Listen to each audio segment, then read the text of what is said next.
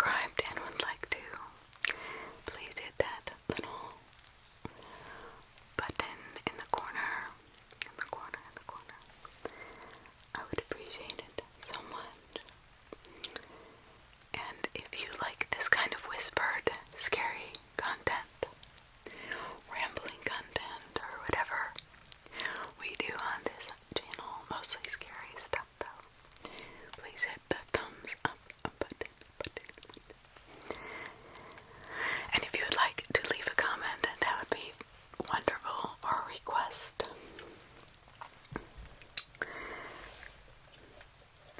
Now, the strangest thing about yesterday's video that was planned was this. It was the fifth time that I had recorded this. This is going to be my sixth time. I had a request to do a video about all of my experiences with different entities. Every time I talked about anything, it would literally just erase the entire thing. Well, I got the audio to work, and here, when I uploaded it, there was nothing. So fingers crossed. I will make sure, or I will try my hardest, work my hardest to get you all this video up. So I do apologize for the request to do my entity experiences, but the powers greater than me decided that I was not to talk about it. I guess. I don't really know, to be quite honest. Alright, so let's just begin.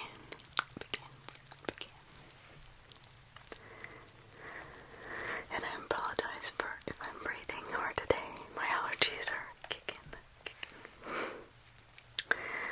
I'm a medic and a firefighter. We once had a call for something normal like chest pains, that a man was feeling, something like that. The caller said he was in his barn, which isn't really a strange place to get a call from. At least, not around here. So we pull up onto the scene, and I had this weird gut feeling something was horribly off.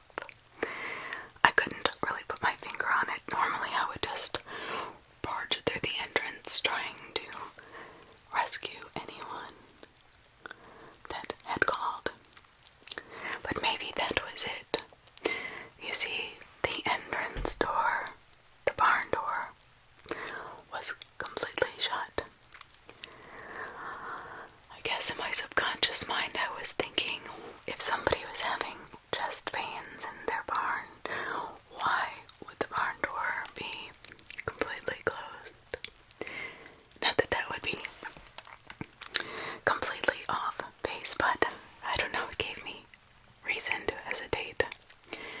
I do a 360 around the building. I get to the back of the building, there's a piece of plexiglass where you can see to the front door. I see this man who had hung himself, which made my heart sink as I followed his body down to the front door entrance knob. He had a shotgun rigged so that whoever was first to enter the barn would be killed immediately. Thank God I did not go barging in that day. I would have been shot because I would have been the first one in. He had set a booby trap for us before he hung himself, obviously. So we kick in the plexiglass, tight material on the side of the building, and enter. The guy had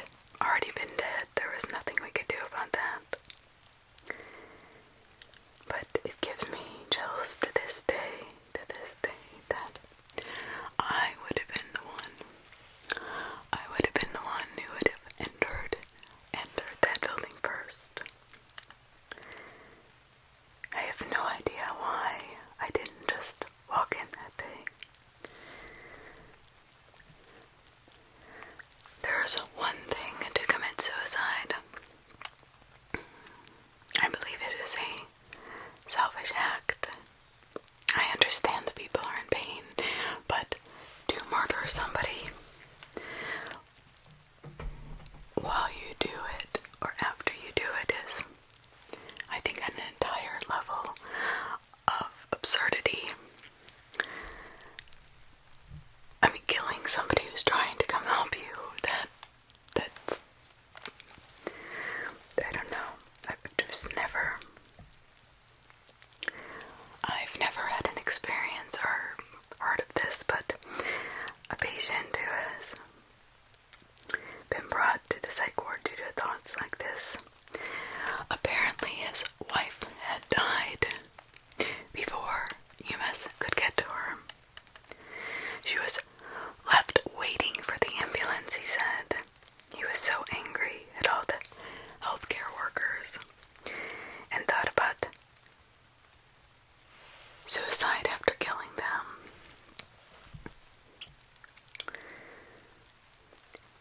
I don't know, I feel like when the families pull out their anger and grief on the healthcare workers, it is just, it's not fair, for one, because they cannot bring back the dead. I mean, I understand a lot of times you don't know how to direct your grief, and a lot of times it can be put on the healthcare workers. But that's not really where it should be placed.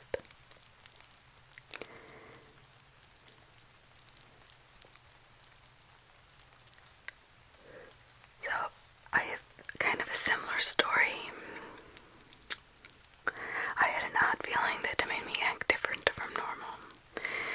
There's a book called The Gift of Fear that has numerous stories about people getting a strange feeling and behaving in different ways than they usually would. So basically the author states there's some primitive survival instinct of our brain that picks up on anything unusual. This is often done without a rational brain being aware. This is why you get this funny feeling in your gut that something is off. I believe that, and I also believe that we can also ignore feelings like that, push them to the side.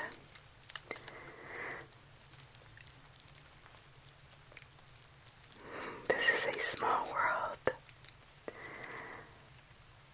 kind of thing rather than truly paranormal. But I was an ER tech, and while restraining an unruly drunk patient, he spit at me in the face. He swung at me and threatened to kill my family. He got a continuance on charges, so it was an ongoing case. Well, that's fun. I mean, truly, that's always wonderful stress for this poor healthcare worker. One day, eight months later, I get on a train, not paying attention. I was buried in my phone. All of a sudden I heard this voice call behind me, "Hey, thank you." I just wanted to say thank you for saving my life. I was stunned. I almost didn't want to turn around. I looked behind me and lo and behold, it was him. He was crying. He apologized profusely, told me he was sober, and scribbled a free meal coupon on a page of his Sudoku book for a restaurant he had found work at. I dropped the charges. In all honesty, I just hope he's doing well today.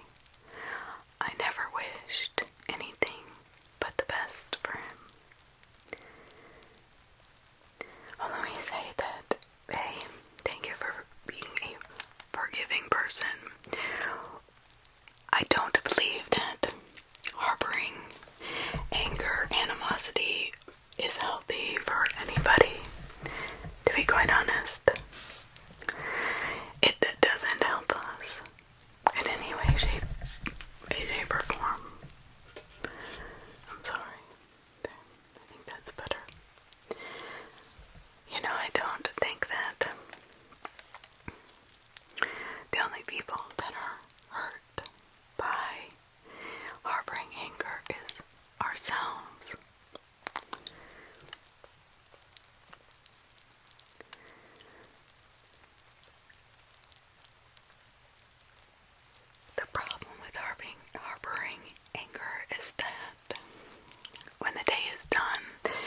worsen your... I'm just gonna hit everything today. I don't know what's wrong with me. I guess because I'm a little bit annoyed that this has not recorded. I'm hoping that it does.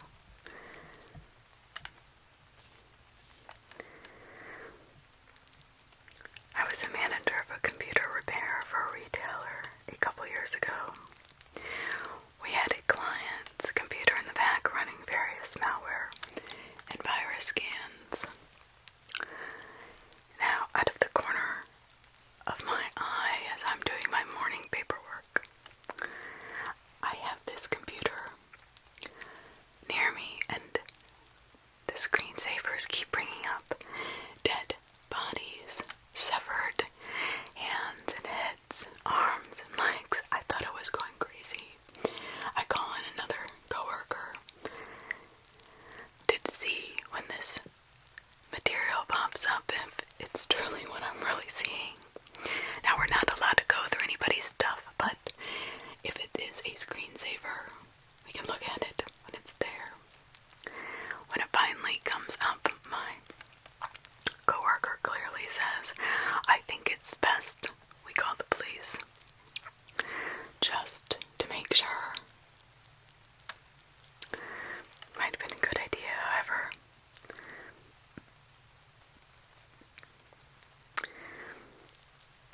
I get the general manager, inform him of the situation. He sees the severed bodies and limbs. We then felt that it would be best to call law enforcement. However, 15 minutes later, 2 men show up.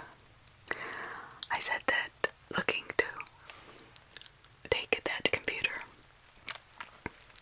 I told him I'm not quite finished with it yet, thinking that the police are on their way, and the man says, "I got a call saying my computer had images of crime scene photos.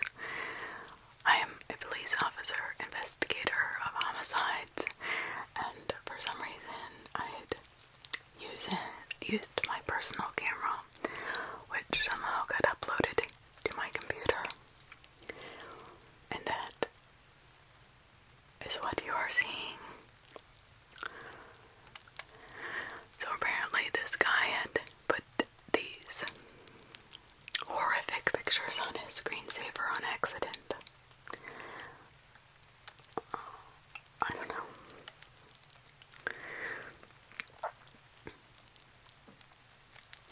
It goes against police policy, but maybe he got a slap on the wrist. I don't really know. I mean, that's what they told you, right? But I am glad. I'm glad he turned out to be an okay guy. The day after my dad died, I lay down and took a long nap. I was exhausted from all the visitors and the questions and reminders that he was gone, so I just wanted to escape for a while. I had a strange dream during the nap. Back in the hospital again, I saw my dad surrounded by doctors and hooked up to all kinds of wires and IVs that actually they were taking off of him. I started to cry. I told them to leave them alone, that he had suffered enough, but my father reached out to me and said, "Do not cry, it'll be okay." That's when I really noticed they were removing all the wires and IVs from him. He stood up, healthy and strong as I remember him as in his younger years. He had not done this in a long time, and he looked at me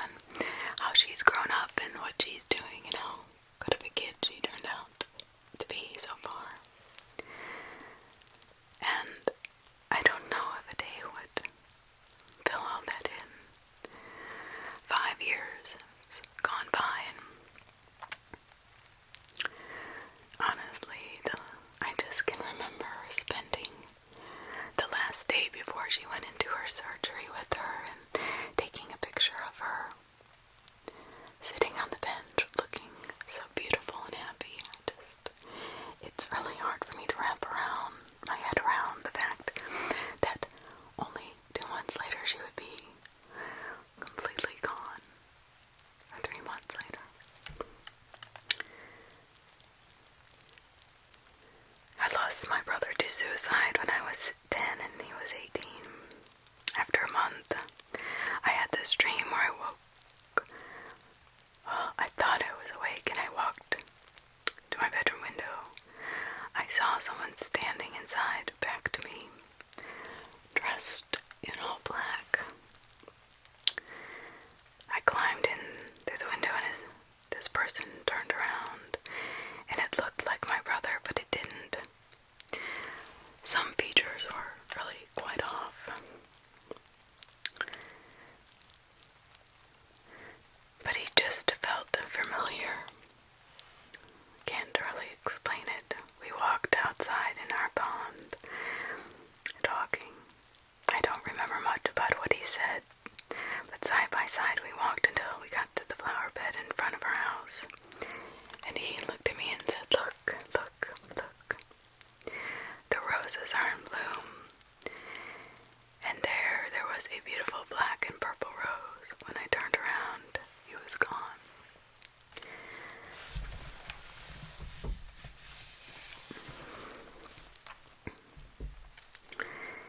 His class flowers for graduation a few months later were black and purple roses. Many years later, I thought back to that dream out of nowhere, sudden recognition as I saw that guy again. As I look at my own reflection in the mirror after a shower, I, for no other reason, broke down into tears to the point my wife came knocking on the door.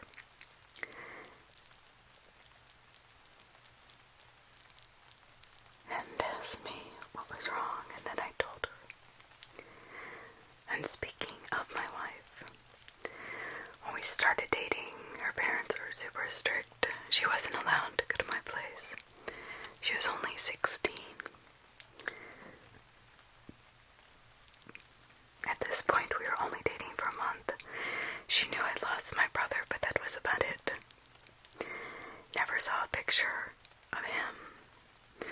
While I was working with my dad, and she called and said, "I have to tell you about a dream I had."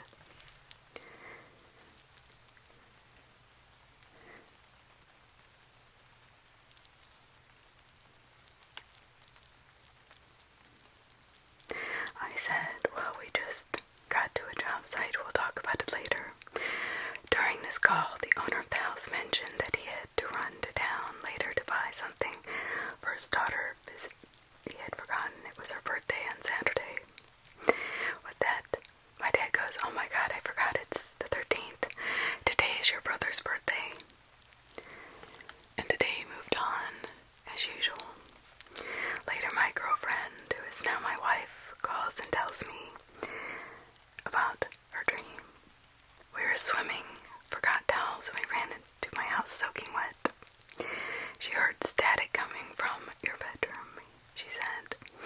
She walked in and there was a guy in there, and the static on a small TV atop a dresser, speakers on each side, a bookshelf, and a bed with a black and orange blanket. The tall man wore boots, gray army t-shirt, dark pants, and had long hair.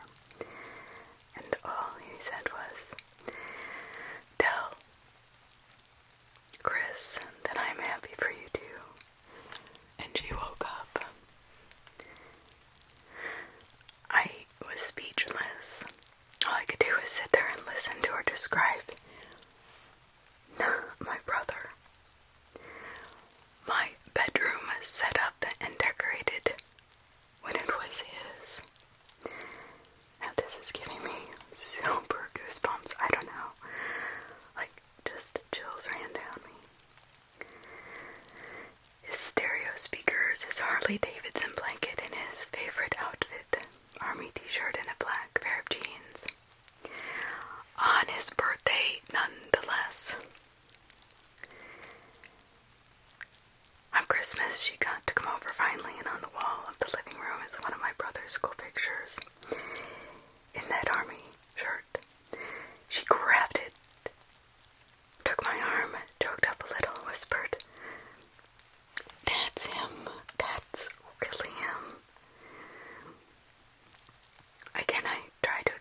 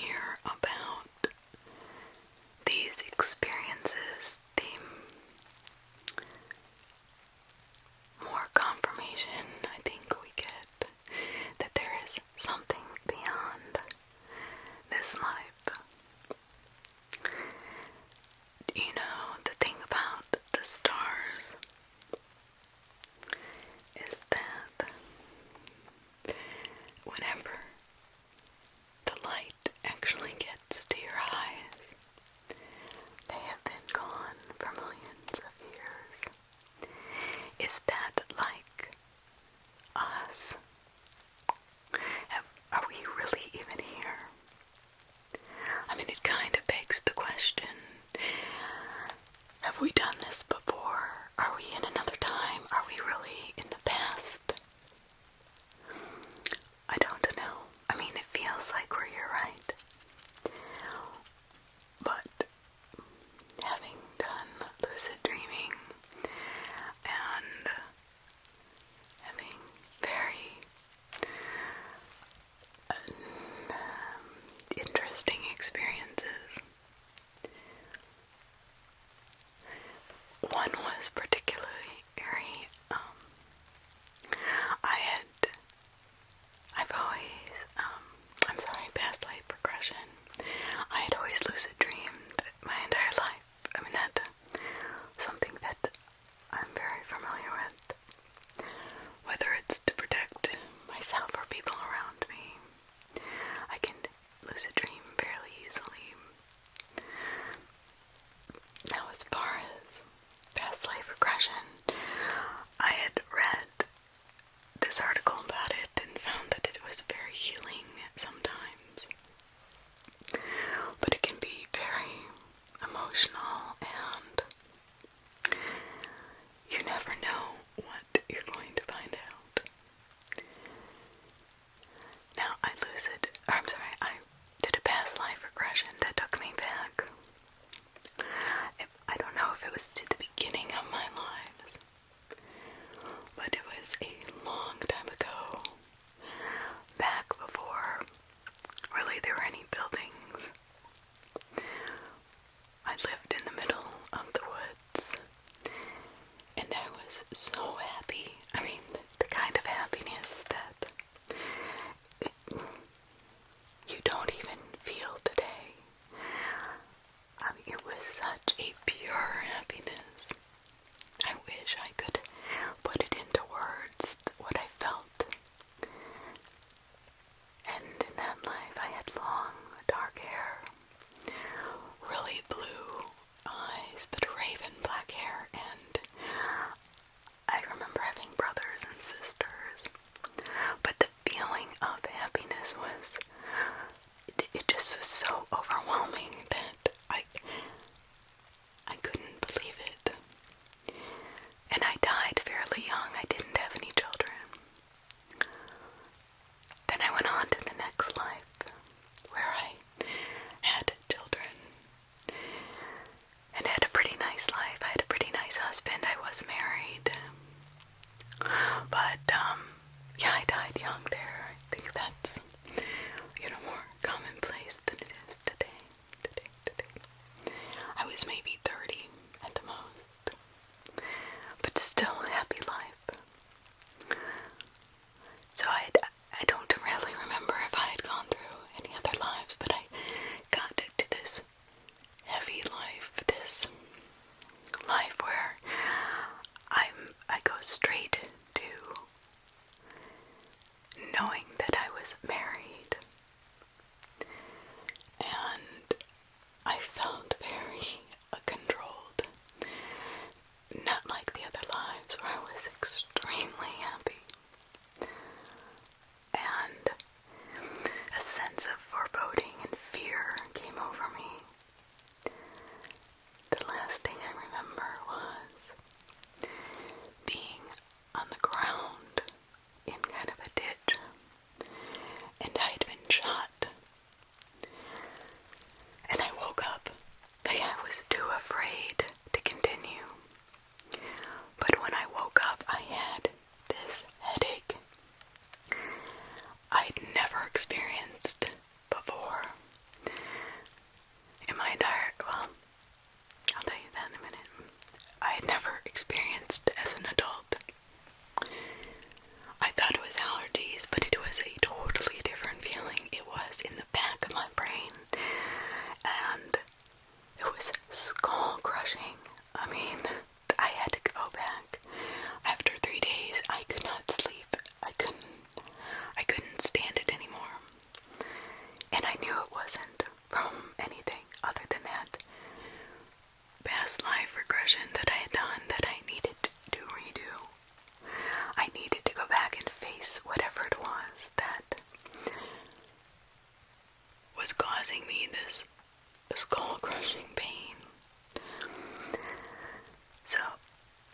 I start to go into the past life regression, which takes about an hour.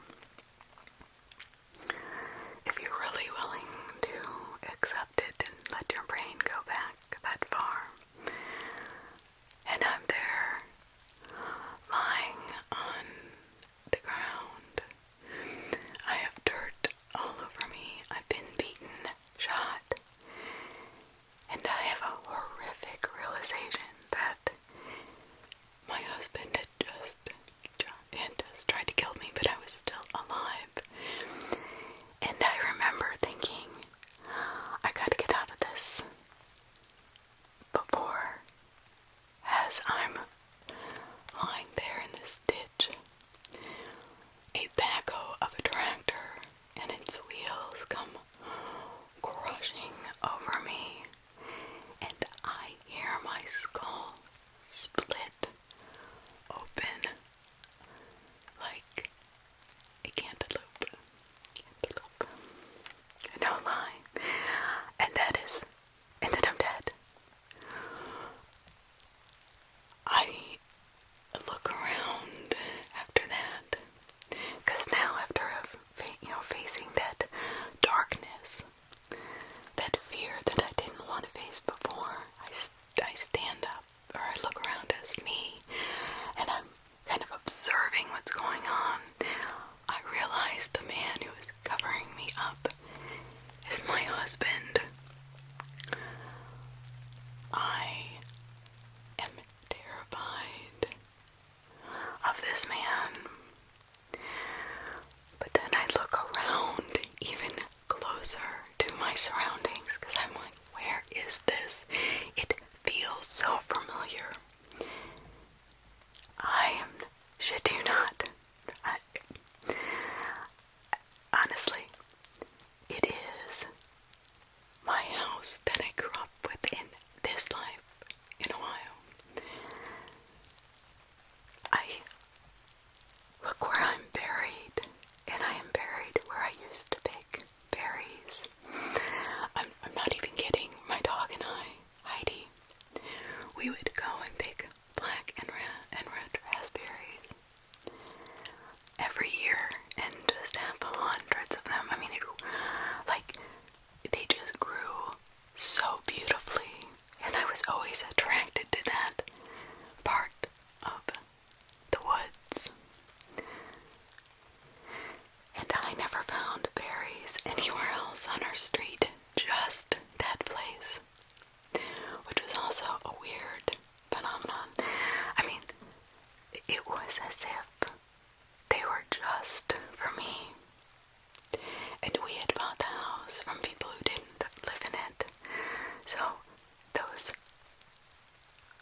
bushes had to have been 100 years old. They were so thick and so big. They were probably 12 feet tall. And they cascaded down over into our yard, just in this one part. The same place that I found out years later that my husband had killed me. There was no house there, of course, and there was just woods and then a farm to the right of it. I couldn't believe it. So I often wonder if I ever bought that house again, if I would dig up those blackberries and raspberries and find the body, if there would be a body underneath. I'm almost 100% sure that there would be. So if you ever decide that this is something you want to do, make sure you prepare to follow through with it. And by the way, when I woke up, that headache was gone. And I have yet to have that kind of headache again. It's too much of a coincidence. If that to be too much of a coincidence, if you ask me. So we're moving on.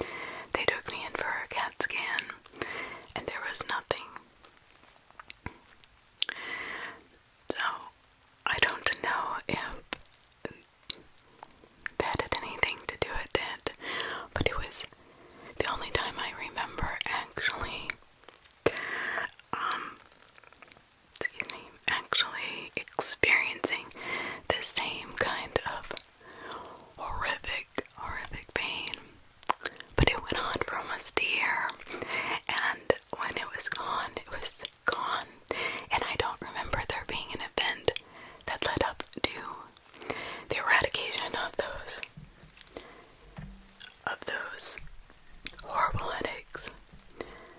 Well, other than that, I just didn't have them anymore. I mean, I literally went from not being able to function to I was fine. That would, I don't know. I won't go into that right now. But, yeah. It was too bad, to be quite honest. So let's move on.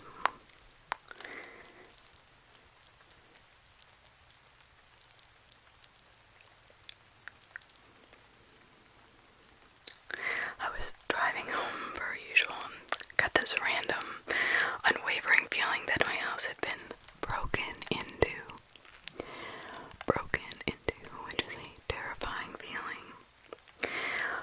I laughed it off, being like, please don't actually let my house been broken into. This is such a silly thought. I even said it out loud. I turned the corner to my street.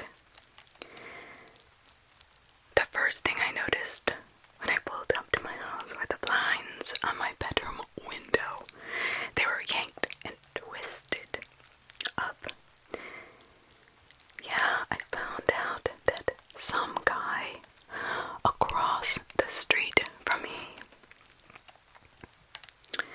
yeah, listen to this, turned out to have been stalking me. Can you believe this?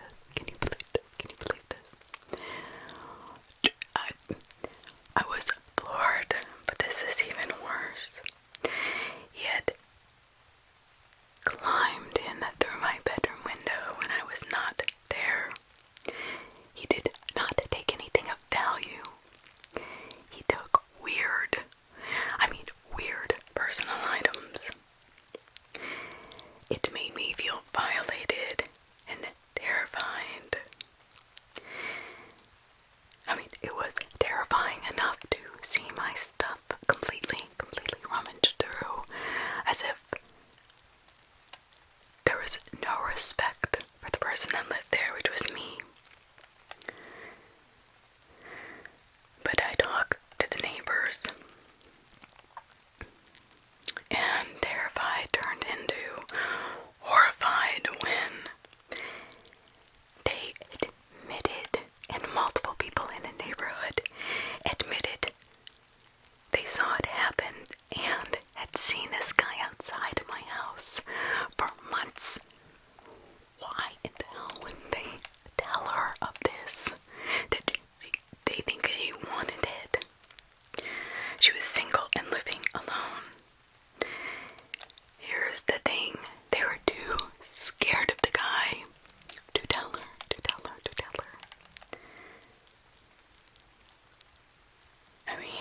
The creepiest thing is this guy took creepy personal stuff. That nagging feeling I had before I found the remnants of the break-in. I swear I knew before I knew. It's like that gut feeling that I'm always chatting about. So, yeah, that knew before I knew feeling happened to me in 2016. I'd spent the weekend out at my friend's house Sunday morning, and for some reason we had woken up earlier than usual. We were just watching videos on our phone.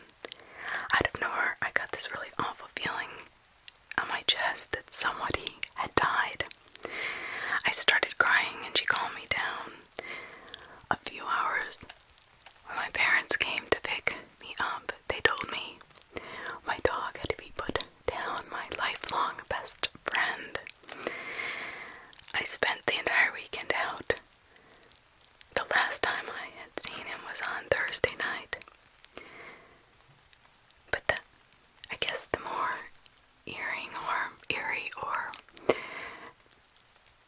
unsettling feeling is that my parents never let me spend the night out. That they let me that weekend intentionally to hide my dog's demise from me.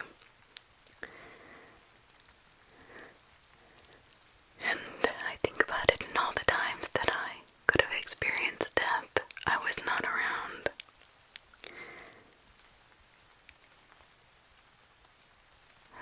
So I do believe my entire life my parents just prevented me from experiencing the pain of death. Well, I don't agree with this. It bothers me when parents try to hide life from their children.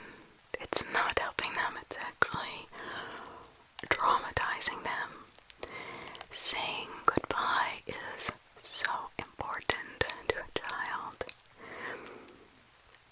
It relieves the fear they have. Like, our minds will create such a more horrific idea of what is going on, especially when it's so bad that you have to keep it from us, or when parents have to keep it from their children. I don't know. So many people have a lot to say about this, and they're just all up in arms over the fact that their parents did that to them as a kid, and they are still traumatized even to this day.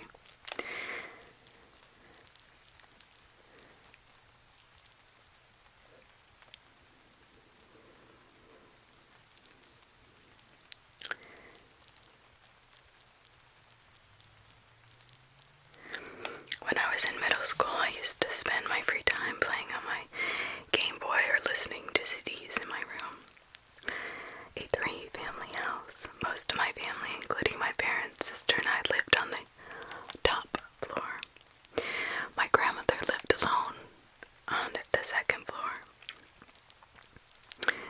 See, my grandmother used to take care of me and my sister, and we could always hear her coming up the stairs because she had these wooden shoes. They were like wooden flip-flops that would make a specific sound on the wooden stairs. One day I was sitting playing my Game Boy in my bedroom. I distinctly hear the unmistakable sound of my grandmother's wooden shoes coming up the stairs. I said, "Hi, grandmother." But when I went to meet her gaze, there was nobody there. I immediately jumped up and looked around the hallway, down the stairs, but there was nothing, so I run downstairs to see if she is okay, and she is just sitting there watching TV. That was the strangest thing.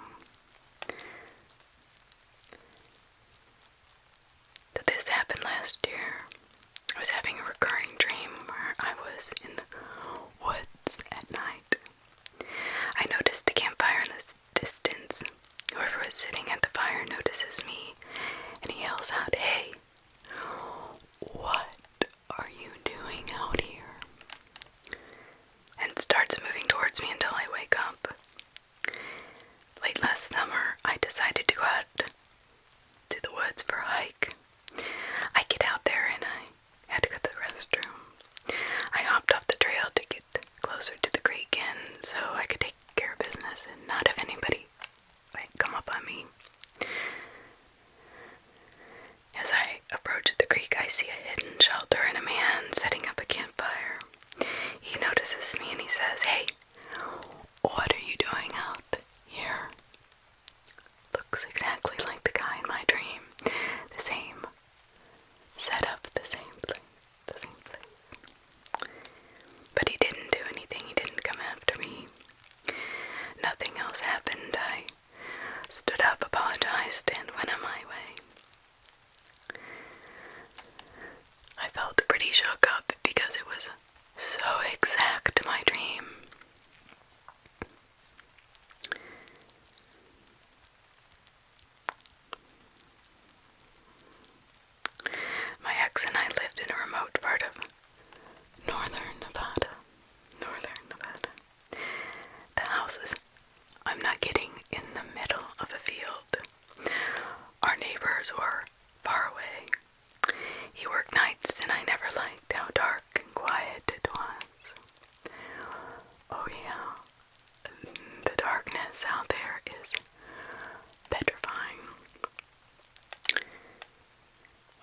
was working, I fell asleep and had a dream about him. In the dream, he was standing on the edge of a cliff. Similar to the Grand Canyon, it was just a dark, deep, empty hole. Looking out at the view, I tried many times to get his attention, but he would not acknowledge me. He was just staring straight ahead. After ignoring me for a while, he abruptly turned to me and grabbed the outside of my arms firmly. His face looked panicked and he said, "Amy, Amy, there's somebody in the house." My eyes shot open. I woke up with my heart racing, tears coming down my face, sweat, beads of sweat forming on my forehead, and my blood running cold. When I tell you this is the most afraid I've ever been, it is the most afraid I've ever been. I laid in bed silently listening for any sound. What was even more terrifying is that when the dog woke up almost immediately, started barking, and those of you who have dogs know the difference between a "hey, daddy's home" or "hey, there's a squirrel outside," and then the bark of pure terror. That's the bark my dog was barking. He ran out into the yard. I'm thinking to myself, what the hell did he hear? I never saw or heard anything out of place. I couldn't see anything outside in the pitch darkness. But then my dog came back in and fell back asleep. I stayed up the rest of the night, totally freaked out. Hell yes. Oh my gosh.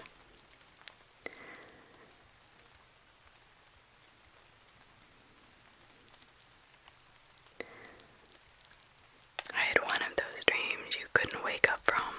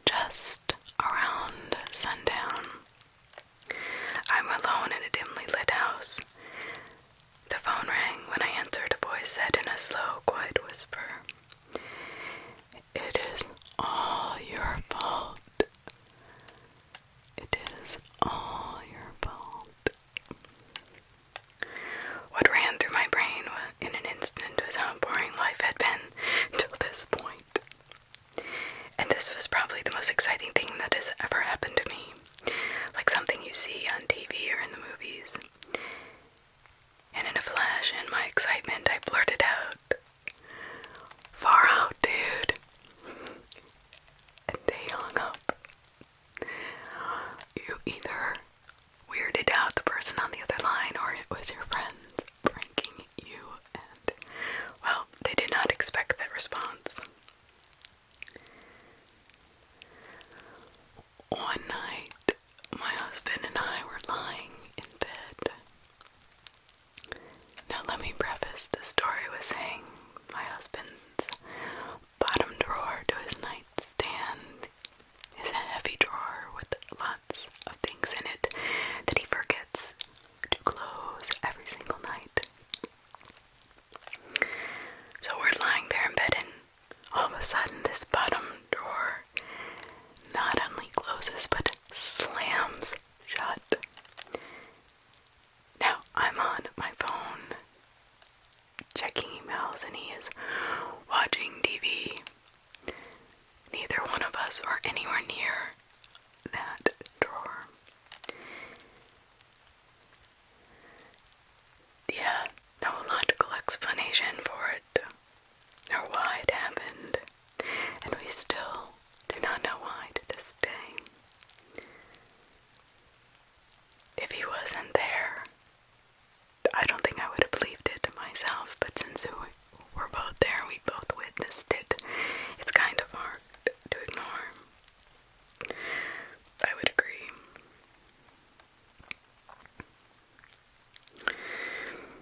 Middle of the night, my wife and I are sleeping. I wake up to the feeling of someone violently shaking my shoulders to wake me up.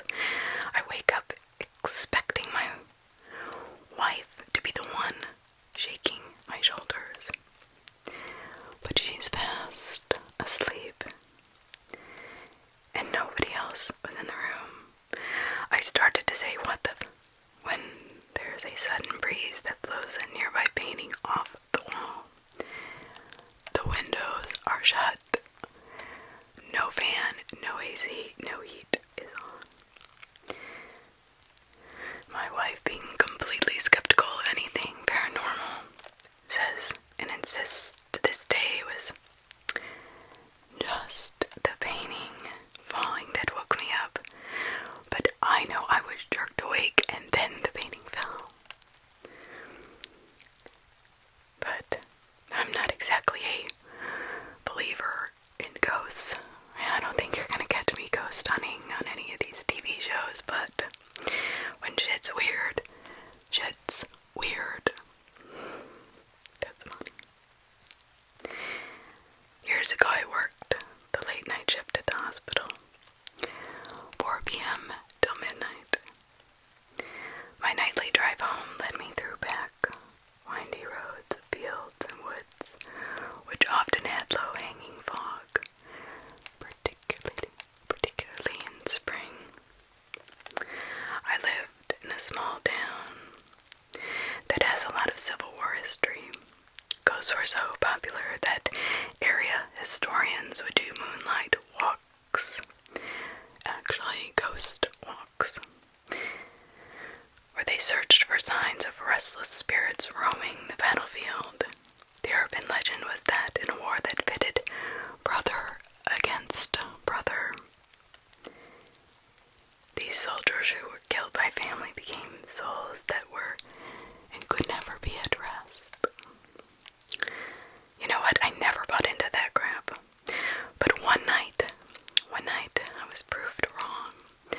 Because under a particularly dense fog, did scare the ever-living crap out of me. Alright, I'm just gonna admit that right now. Yeah, it was around 1:32 o'clock in the morning. I'm speeding through curves and hills when I come across an outline of two figures walking alone the side of the road. No flashlight, nothing. It is pitch black out there. I slowed the closer I got, as I did not want to hit them and I wanted to make sure they were okay. By the time I passed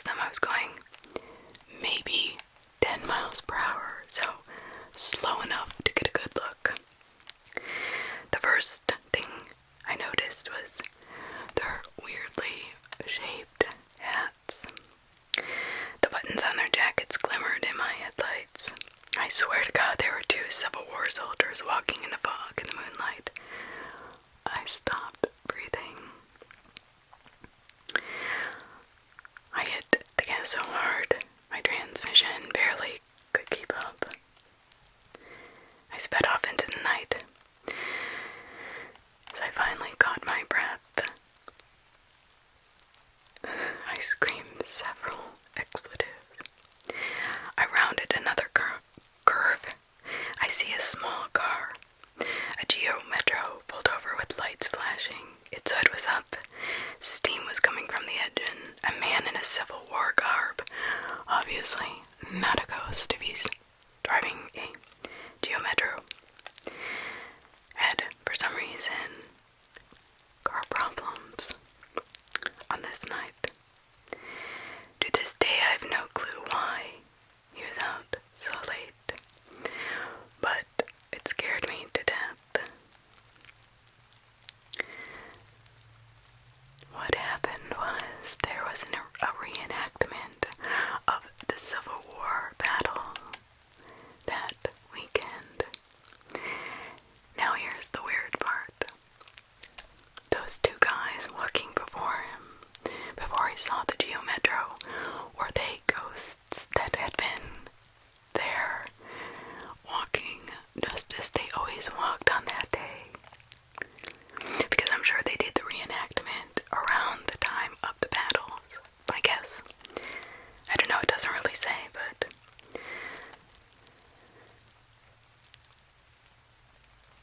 I understand the guy broke down and had a Geo Metro. Yeah, he was not a ghost, I get that. But how about the other two? Who knows? I guess we're never gonna know, right? When I was 14 years old, some older boys threw rocks from a demolition site to me and my friend.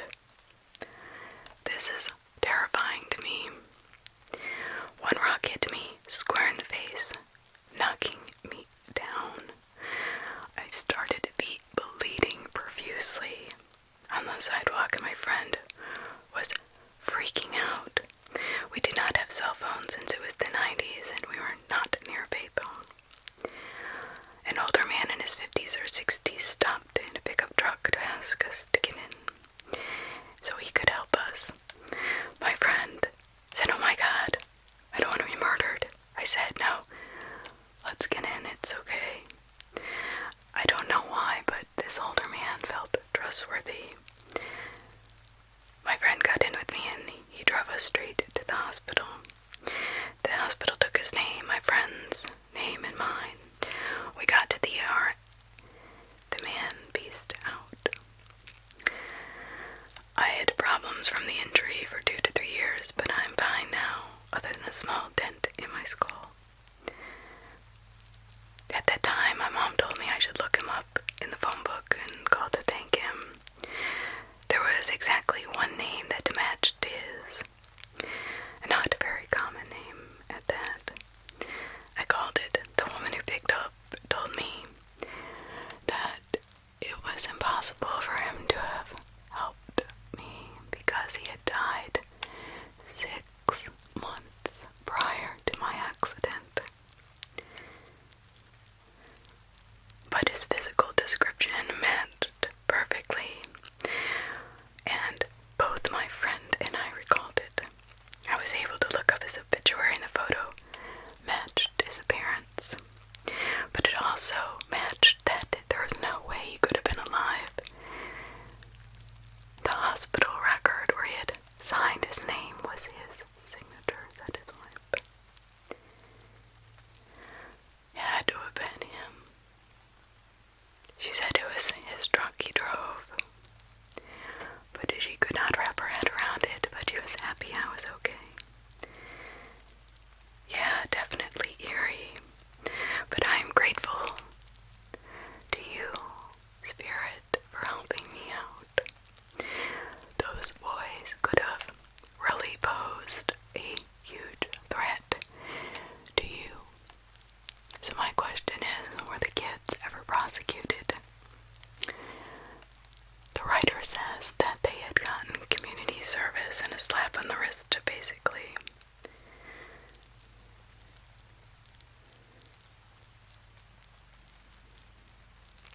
I had a neighbor I swear was in witness protection.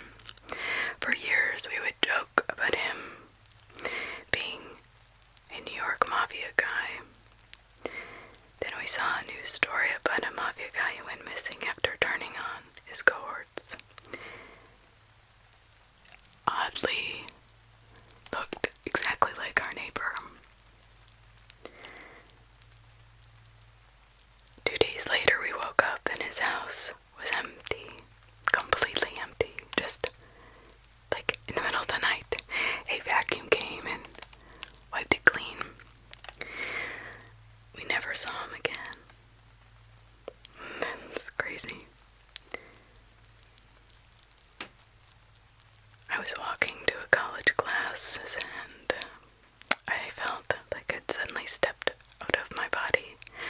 I was watching myself move around like a puppeteer. It lasted for 10 minutes while I called a parent to ground myself in reality. So, it happened one more time, but not quite as serious or for as long. I went to the doctor and, I don't know, I was told it's some kind of stress-induced dissociation episode since it was midterms and my first semester away from home.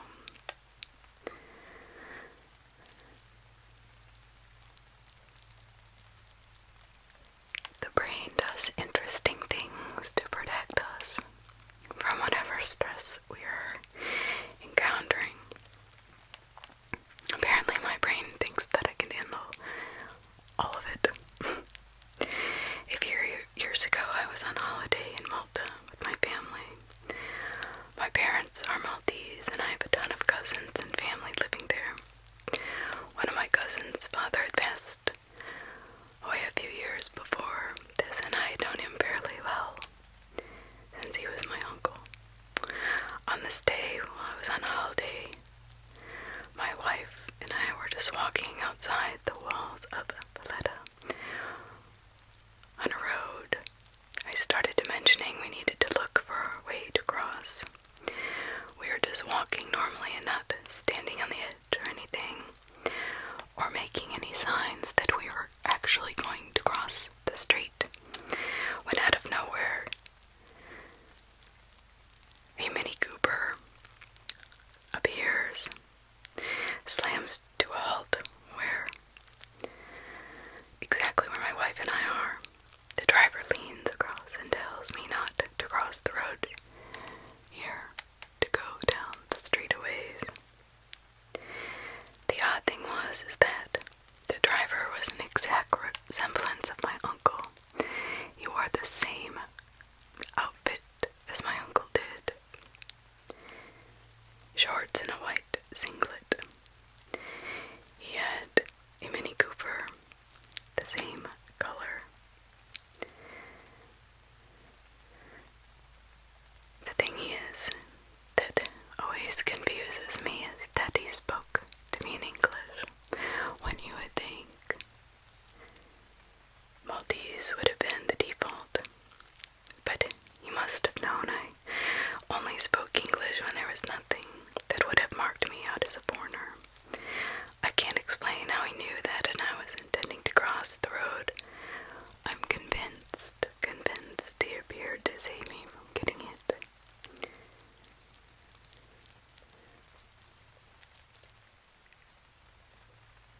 I grew up in a two-family house.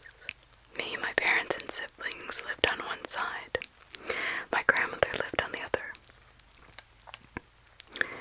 You were able to access my grandmother's side through a single door in the house.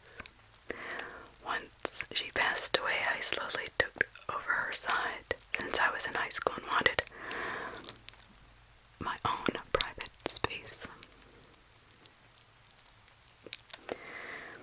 One night I was walking to my room and at the end of the hallway there was a small mirror at the end. It was pretty dark, but I was able to see. Right before I entered my room, I had looked into the mirror and I saw my grandmother standing behind me. So this was terrifying. It was around 3 a.m. and yeah, I was freaking scared as hell. I had to leave the house and stayed with my girlfriend. Stop wanking in my bedroom, somebody comments. That could be totally true, right? Like, don't have sex. Oh my gosh, that's crazy.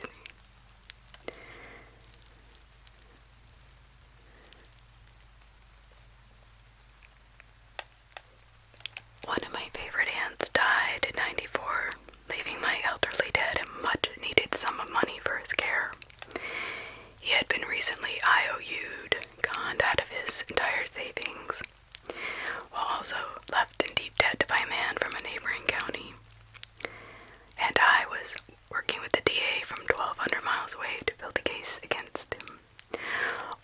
was unknown to my aunt upon her death. I had power of attorney for my dad and was at the bank on Saturday morning to collect the inheritance check. Myself and the manager were the only people in the entire building. It was early, first thing in the morning. After sharing with her the circumstances that had brought me there and finalizing the paperwork, she left to process a cashier's check in another area. Before putting away my aunt's death certificate, I placed my palm on it, whispering a prayer of gratitude for generously providing for my father. At that moment, out of nowhere, I see out of the corner of my eye movement, a coin was rolling across the floor. Not a wooden floor or tile floor, it was the carpet. Directly the floor beneath the ceiling, lobby windows, brightly lit by sunlight. Nobody was around, inside or out. Goosebumps covered my skin. When the manager came back, I told her what had happened, showed her the penny, and asked if there was any logical explanation for this, which she quickly said, no, we do not keep any coins up in this part of the bank. She also said that there's no way there'd be just some random money floating around because we are the only two that had been there since the cleaning people the night before.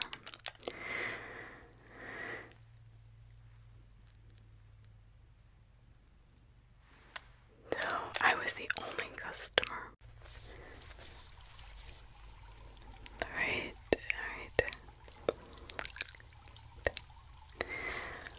Now that's very heartwarming, as her body got goosebumps, like I was saying, but my time cut off, so I had to download. So let's just give good positive energy that this records my voice. Anyway, I mean, it's becoming like it's a joke, this video. Anyway, so I'm not gonna even put that out there into the universe. I take that back. So when the manager came back, I told her what, just had happened. Showed her the penny and asked no possible explanation. There was no one there, like she had said. At this point, I kind of half laughed as tears were forming in my eyes and said, well, it must be from my aunt, letting me know it's going to be okay. The manager came around the desk and gave me a heartfelt hug. The conman was successfully convicted for fraud, elder abuse, etc. Sentenced to prison with maximum sentencing. I was able to ensure my dad was debt-free. Oh, this breaks my heart. Comfortable and cared for and safe with his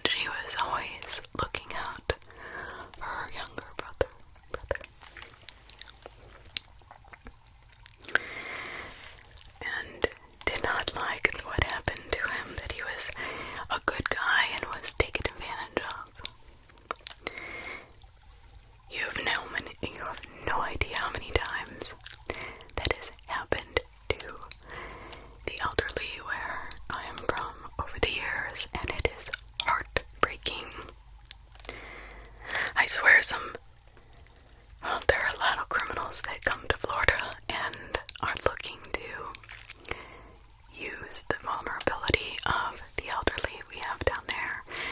You know that they have some money, that they are trustworthy, and like I always tell my daughter, the people that you find that you feel are so nice and just so helpful. Not everybody, I get that, not everybody, but in a weird way. I mean, there's some underlying question you have in your heart or gut about them. What they're asking for you, or how much they're trying to get to know, the questions they ask you, if they're snooping around your house, things like that. I'm not kidding. I mean, working in West Palm Beach as a detective or investigator, sorry, not detective, just an investigator, and do see the kind of fraud that would come through our doors was crazy. Now, that was not my department. I just would take their initial statements if they didn't have the money to hire an attorney. But those people usually had the money, and I had very few of those. Mostly drug and murder cases. You know, that's what I dealt with. Some white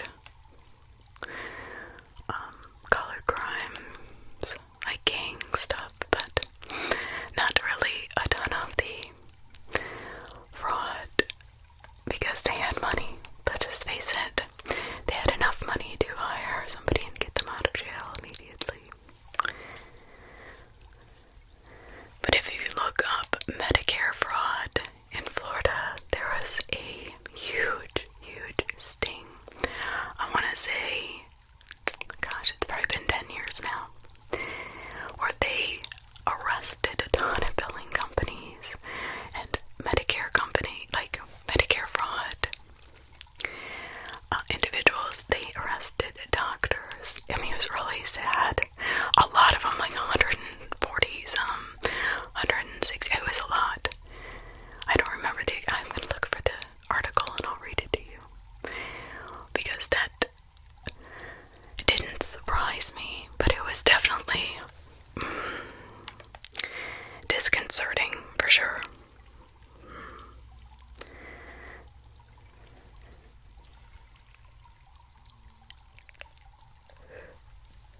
So I want to read this because I think this person's view and perspective on fear is one of the most incredible that I've ever read on how to overcome it. And the perspective is beautiful. I used to be petrified of the dark, so afraid I could not sleep alone even at 16 years of age. I eventually got my own room. I kept the lights on, hugged a pillow, cornered myself in the bed with the blanket covering me most of the time. Sometimes this fear would even creep in during the day. When I was at work in a big warehouse turned shopping center,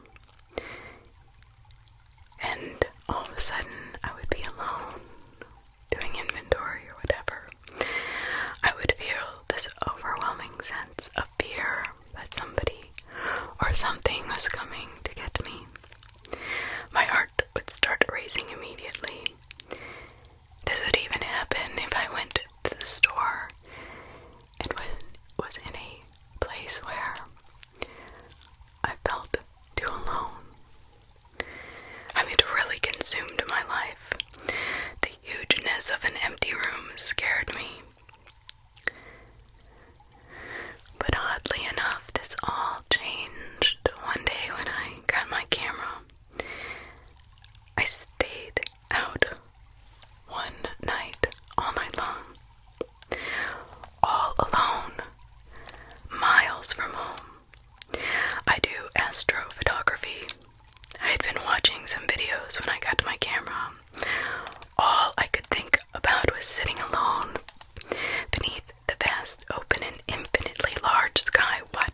cosmos above.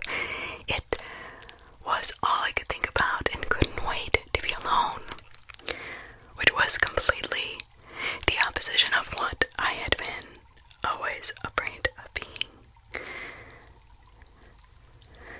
When the next day came, it was time to sleep. I did not feel fear. Somehow the knowledge that in the grand scheme of the universe, a puny little ghost, even if they do not exist, could do nothing to me. My fear of the dark and loneliness went away, and when I experienced how spectacular the dark could be, I started to realize how beautiful the dark really was.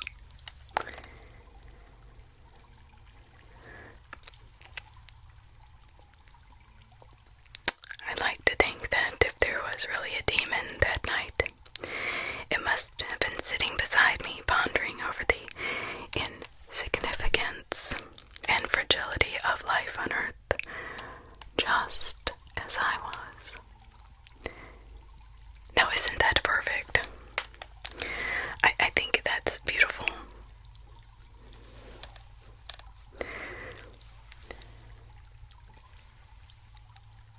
I had sleep paralysis episodes regularly since I was 10.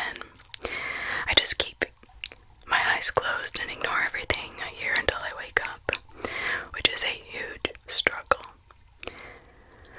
One of the worst was a woman with long hair hanging upside down from the top bunk when I was on the bottom. Her body was bleeding. Another was the head of some bearded guy on my study table. Blood was dripping from his neck. Another time I heard someone whisper my name in my ear. I woke up screaming, crying many times. It is really mentally exhausting. From what I know, sleep paralysis differs from nightmare to nightmare because of sleep paralysis. You know you're dreaming. That's why you want to get out of it, like lucid dreaming, but a terrifying version.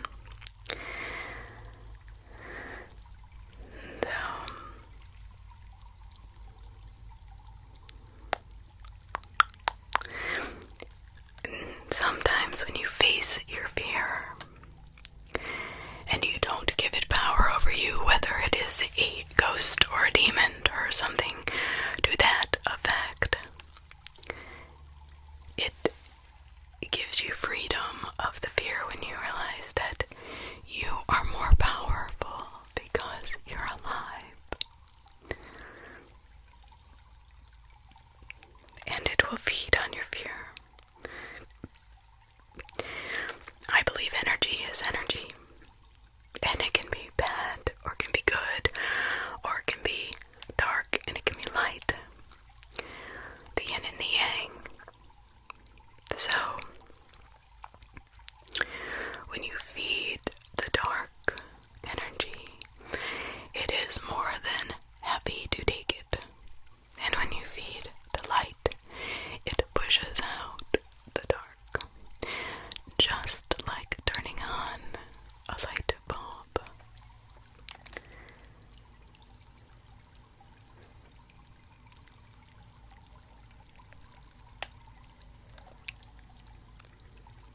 I had sleep paralysis twice in my life.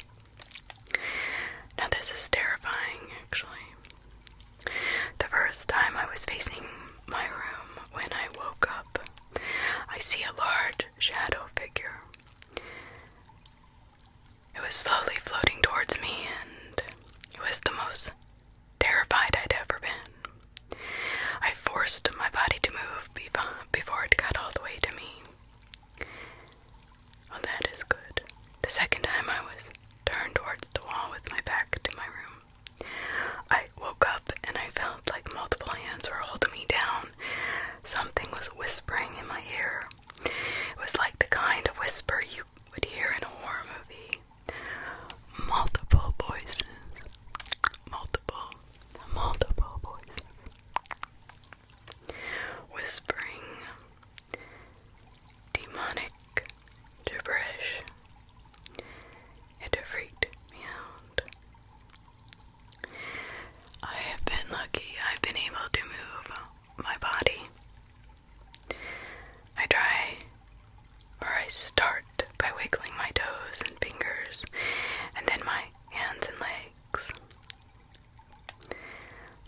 also has sleep paralysis and says she cannot move at all no matter how hard she tries. I can't imagine seeing shit like this and not being able to move at all.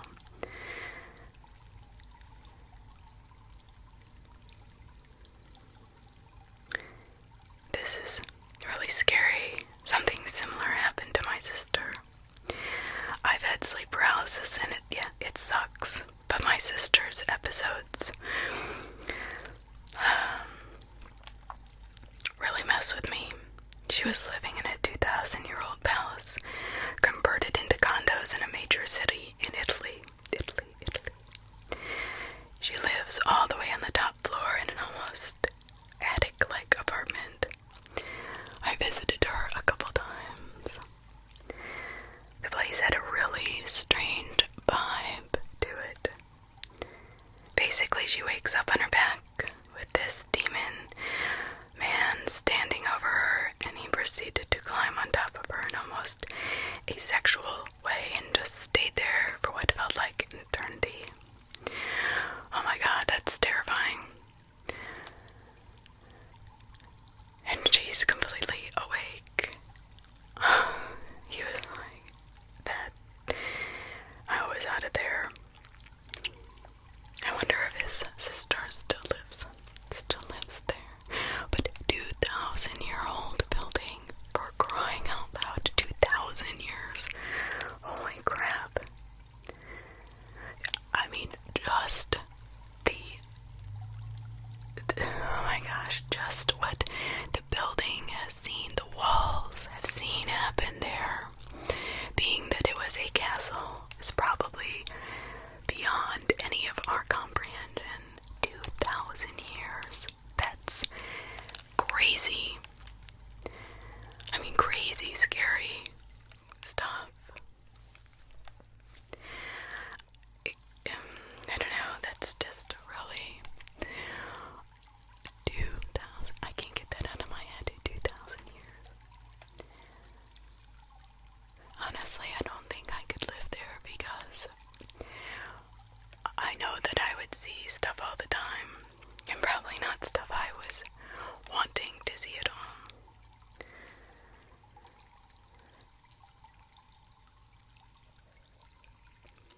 So here's a more positive, eerie experience.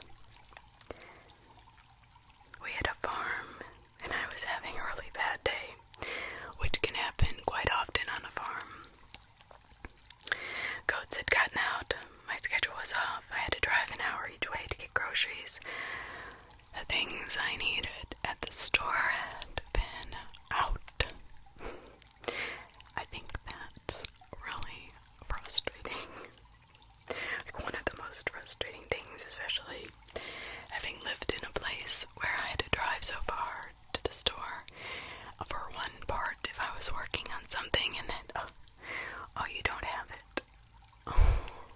So what do I do? Do I go 90 miles to get it at a bigger city store? Or do I go back home with my tail between my legs, right? On to this person's story. So I come home and it was just one thing after another. I was just not having it. Our fridge was not leveled. Whatever, I put away the groceries. Had to prop, when you did, you had to prop it open with a shoe, but you know how people get when they're frustrated and busy. They don't do it. I think I'm guilty of this.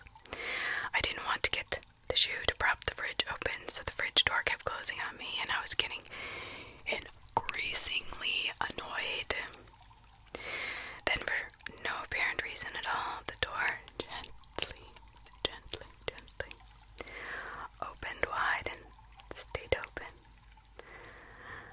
I took a breath of relief. I finished putting the groceries away and stepped back. The door gently closed. I said, "Thank you. Thank you." Out loud, just in case I went on with my day.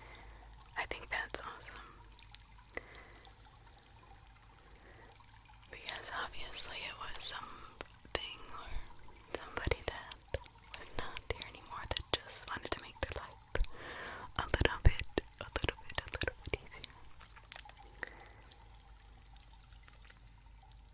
So I'm over at my parents' house in the winter, watering their indoor plants while they're on vacation. I go to my car and put the car in reverse.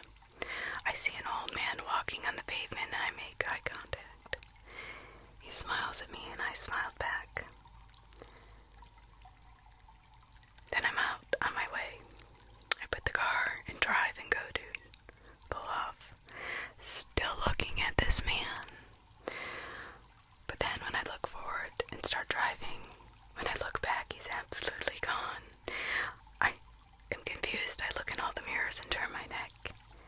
He was nowhere to be seen.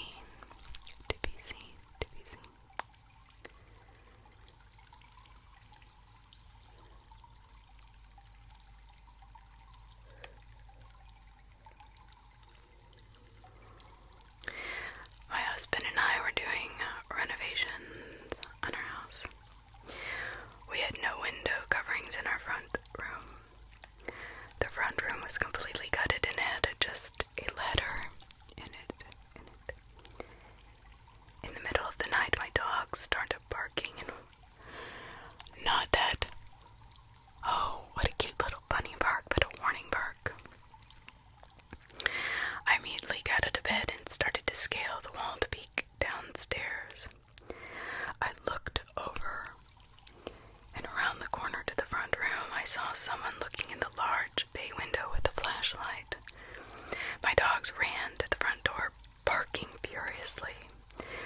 I went into one of the spare bedrooms that looked out over the front yard, and I see this cop car.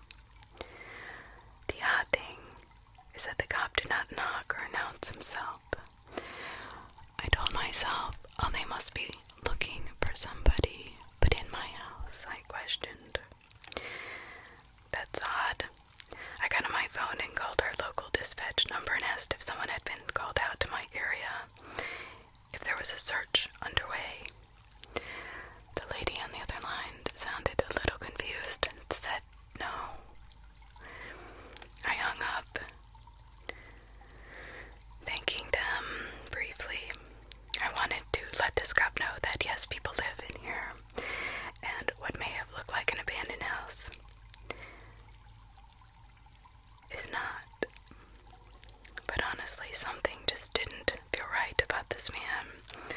I did not want to open the door, so what I did was I flicked my porch light on and off repeatedly to see what this police officer would do. He took off running at full speed back to his car. I mean, sprinted. I have no idea what he was doing in my house or why he was looking in my windows. I know he broke protocol by not calling it in, and he was by himself. I told my husband about this, who conveniently slept through the whole thing. He said it was just a cop. Me, on the other hand, I know something was not right. Thanks, dog, for letting me know. Okay, I want to say one thing. Police officer or not, you call the police. You tell them that there is an officer or somebody impersonating an officer snooping around your house. God knows what this man really wanted. Believe it or not, even though somebody has a badge, they are not always good people.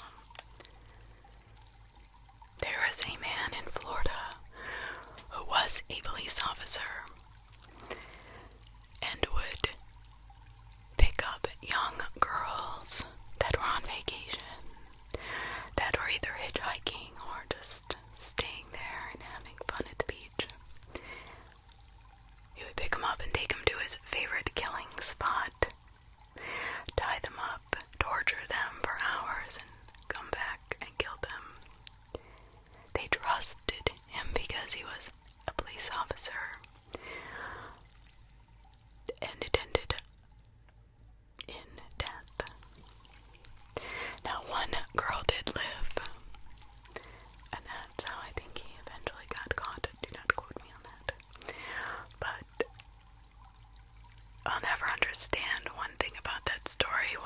she untie her friend?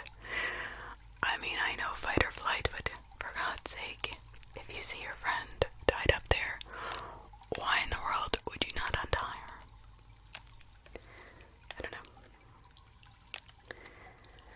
Not that I'm victim blaming, don't get me wrong, I was just wondering why she left her friend there.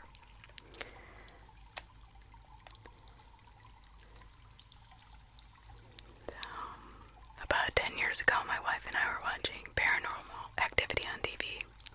Yeah, late at night. Not the best idea, I get it. As soon as the final, most terrifying scene was over and the credits start rolling, we hear a large dog barking outside. We live in the middle of the country.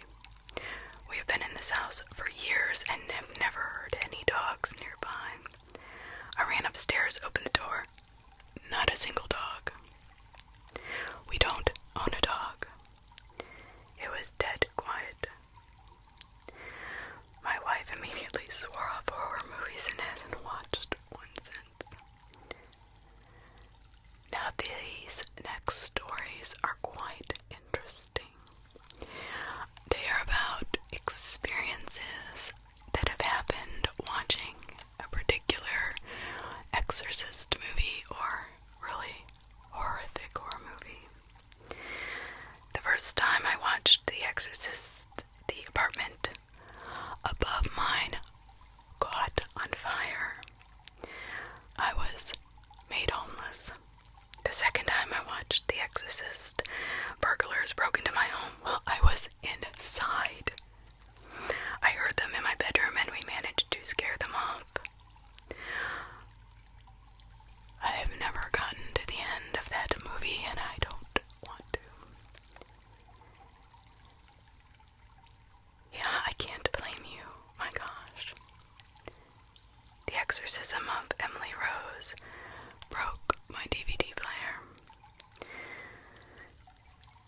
I was watching The Exorcism of Emily Rose and my cousin's dog. Now, this would have creeped me out. It vomited a huge pile of worms during the church scene. Is that even normal? I mean, I've had dogs all my life. I've never had my dogs vomit worms.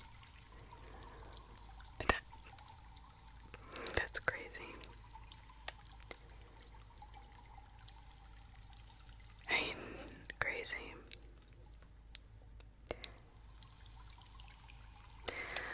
I watched The Exorcism of Emily Rose when I was living in a dorm for the first time in my life. I started waking up automatically at 3 a.m. every night for no reason. No noise. No alarms.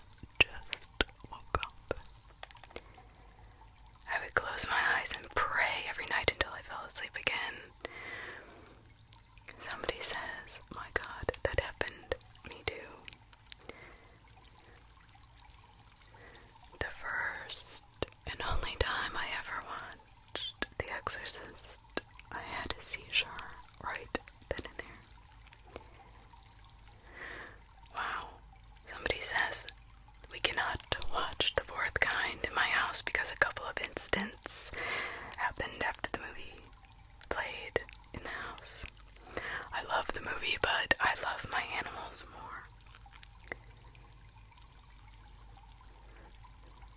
Now here's kind of a less terrifying or eerie one, but I still would have pissed my pants. I was watching The Exorcist at our house one night. Suddenly my bed started shaking right when the movie scene shows the girl's bed shaking too. Freaking terrified. I ran to my mom's room, sweating, panicking, grabbing at her. I told my parents that my bed was shaking and she told me there was an earthquake. I couldn't feel it because I was so scared running. My fear had absolutely overwhelmed me. But I don't care what it was.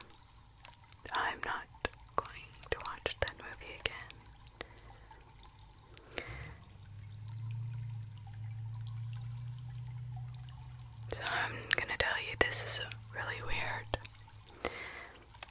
I know how it's going to sound, but I'm going to share it anyway. I've never really told this story to anyone but my closest friends. You will see why. Believe me or not, this is my story. So in 2010, I don't know if you all remember, but there were 2 supermoons, two lunar eclipses in the same year. I was out at the edge of the Puget Sound in Seattle at a place called Carkeek Park. I was with a friend who had known me over 10 years. We were waiting to see the second of the supermoons. Tons of people lined the parking lot. It was on high ground and folks were really loud, partying, having a great time. My friend and I walked down to the beach to get a little more space, be in peace and quiet. I can recall hearing people applaud as the moon rose behind us. I thought, at that moment, something felt a little bit weird. From where we were standing, we could not quite see it yet. The water started responding with a sudden, strong, short, repeating wave after wave.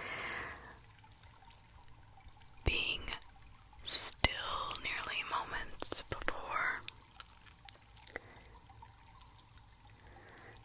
the waves got so intense we had to stand up and get away from the water. Alright, at this point I would have been like, there's a tsunami coming, because that's exactly what happens before tsunami hits. I turned back towards the water, and what I thought were lights in my vision turned out to be two hovering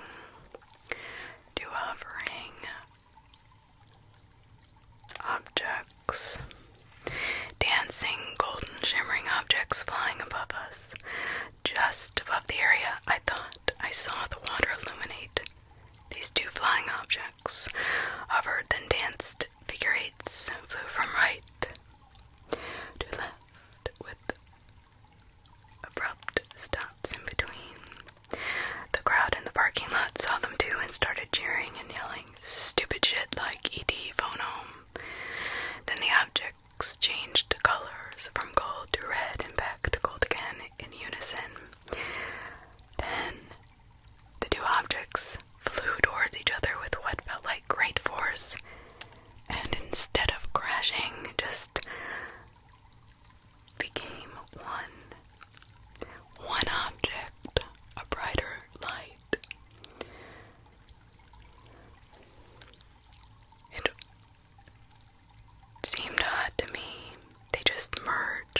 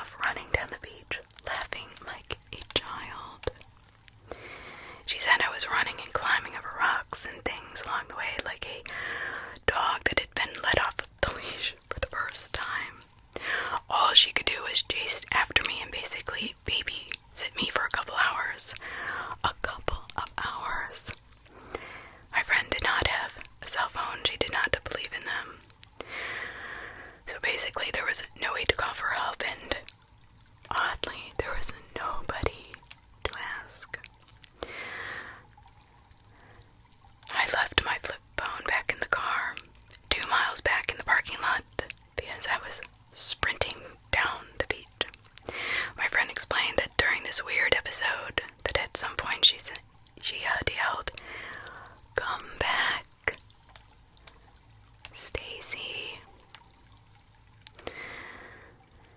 She said I stopped her and very seriously said, "My name is not Stacy." She said the look in my eyes was so foreign and eerie. She did not know what to do. But luckily we are good friends. She has known me for many years, like I had prefaced. She knows I do not do drugs. I do not smoke pot. I do not drink. I do not have any mental illnesses. And I want to make it clear that I am no more of a runner than I am someone who would dance on a table. I do not like attention, and I am not in the best of shape. I don't drink alcohol either. I would never, ever make a scene like this, and my friend knew this about me. She said when she finally caught up with me, I was dancing and waving my arms and then abruptly stopped. Totally silent. And still for a few seconds before saying, "How did we get here?" in my voice again. It was like I'd reappeared. When I asked her if she had seen those objects on the beach, she said yes and retold the whole story just as I remembered it, until the moment I was consumed by the light and wound up across town. She filled in the rest. We eventually walked back to our cars and decided to go back to her place and stayed the night since neither of us wanted to be alone. I'm writing this because we never made sense of what happened. A crowd full of people witnessed this at Car Creek Park. I know they saw those objects. We are not the only ones. Alright, I'm taking the chance of being labeled crazy, but I am hoping that someone who was there that night had a similar experience. And if you're reading this, please, please let me know.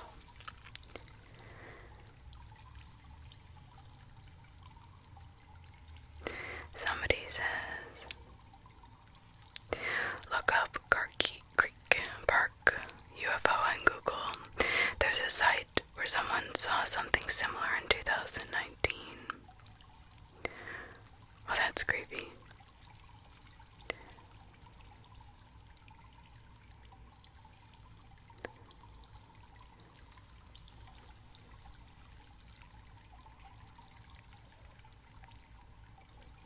Before and after, and during the war in Afghanistan, U.S. would send envoys to various tribes living high up in the mountains to exchange money for info or to bribe them into not joining attacks against NATO troops' new government.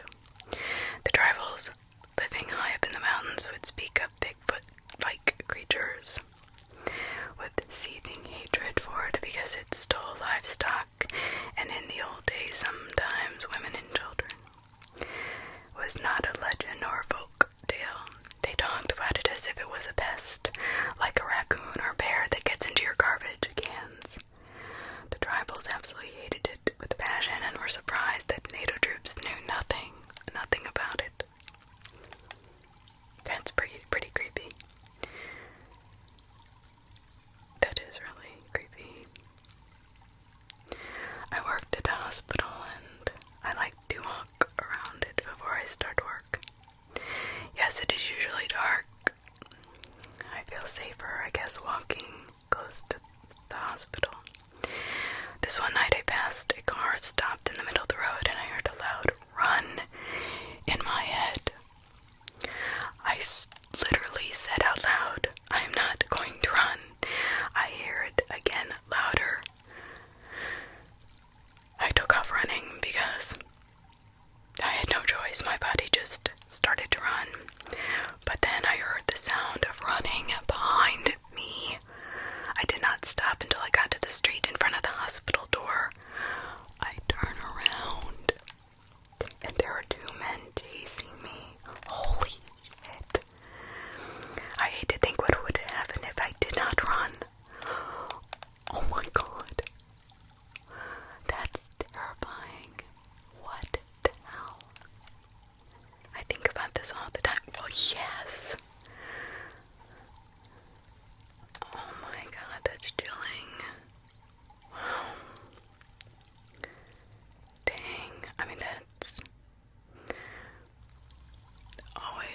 trust your instincts. I do want to say one thing. If she would have run the first time, she would not have allowed these men to get so close to her. And I think that people start to question their sixth sense or that internal instinct, gut feeling, because if they follow it, something tragic does not happen in front of their eyes. But what if you were the catalyst? You were the whole reason something bad was going to happen. Whether a gang was close by and they see you out walking, let's say on the beach, and you decide to just go back into your hotel room because you have a bad feeling. Maybe they would have seen you and attacked you. Or lightning was in the air and because you went into your hotel room it did not strike there. Just because something horrific did not happen does not mean it wouldn't have. So even if everything is fine, if you listen to your gut, continue please to listen to that inner voice.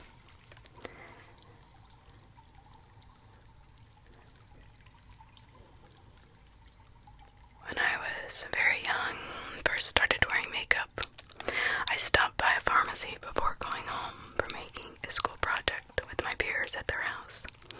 I called a cab and stayed at the entrance of the store near the automatic doors. A very tall old man came in and flirted with me, giving me the creeps. I froze and he towered over me, grabbed my face. Oh, this would have sent me over the edge. His grip really scared me. It was so tight. An angry feeling. He said he would be back and to wait there for him. Well, I was young, but I was not stupid. As he went inside, people walked past and nobody said anything. When the taxi came, I ran inside and cried the entire way home. This is terrifying. Oh my gosh, I'm so glad that the taxi came.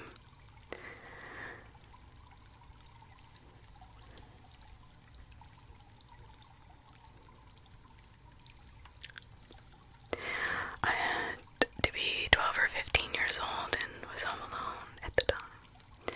I was playing on the computer in our den, and directly across from it was the door that went into the pantry, which had a set of stairs that led to the attic. Suddenly, I heard a loud thump. Then the repeated thumps as something fell down the stairs.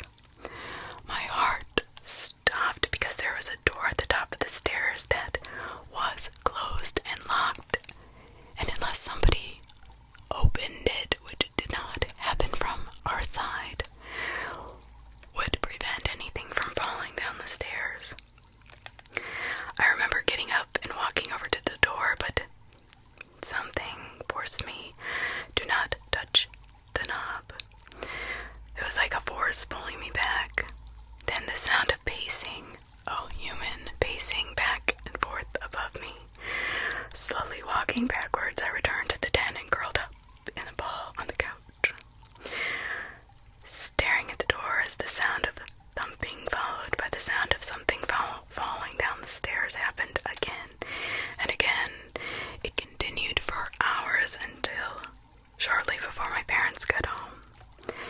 It stopped and never happened again. My dad got home and confirmed nothing was moved or anything, but I hated being alone at night after this. This was also a house I would not shower in if nobody was home. It was a bit odd. The one we moved into after this one was even worse. So you ask why I could not shower alone in this house. Well, it was a very old house, and in the bathroom were two of those older medicine cabinets, the ones where to close them, they almost shatter, and to open them, you almost had to put one hand on the back and the other hand to open it. Those. Well, they would never have opened on their own, I can promise you that. One night, I was about 13 again, I went to shower while home alone and was all routine for a while. As always, I pushed them tightly closed. I do not like mirrors facing me. They always gave me the creeps even before this incident. I hopped into the shower. I had only been in for a few minutes when the sound of creaking hit me over the sound of the water. Oh, against my will, I look out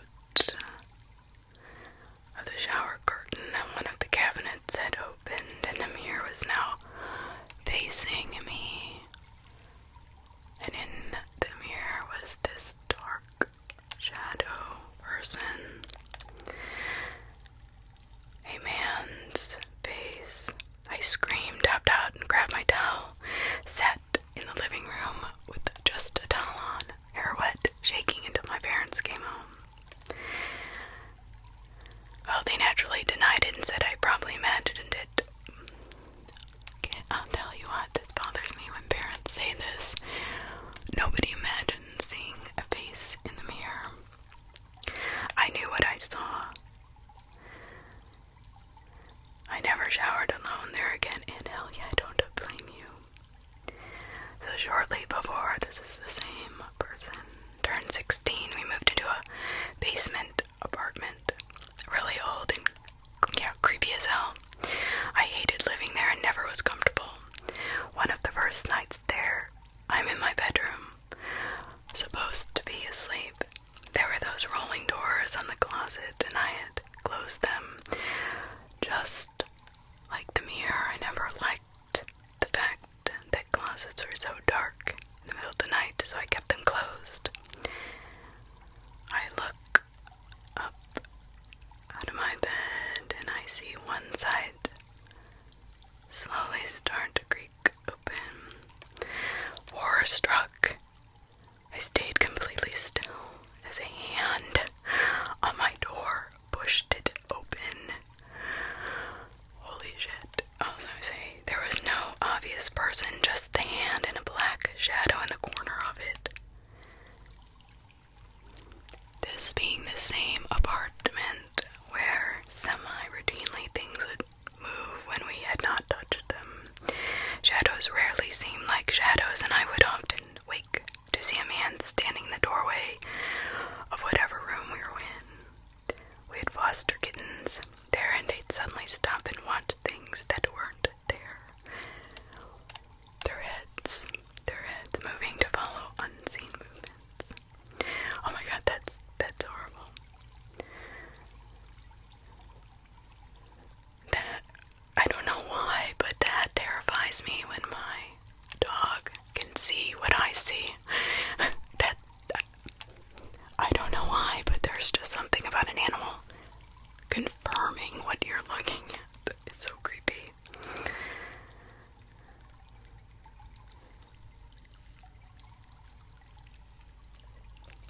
How about premonitions? I had a full-blown premonition once. My friend was going to be married in a few months, and I was in the wedding. We had been planning the bachelor party, but it did not get into any specifics as of yet. One night, 3 months before the wedding, I had this extremely intense dream. In the dream, I'm sitting in a restaurant with all the guys at a table. I look to my left and see a big window on the far wall, and it's raining outside. I feel my pocket vibrates. I reach down and I have a text. It's a picture taken from directly behind me. You can actually see the back of my head and everyone else at the table. I look behind me and nobody is there. It felt oddly sinister.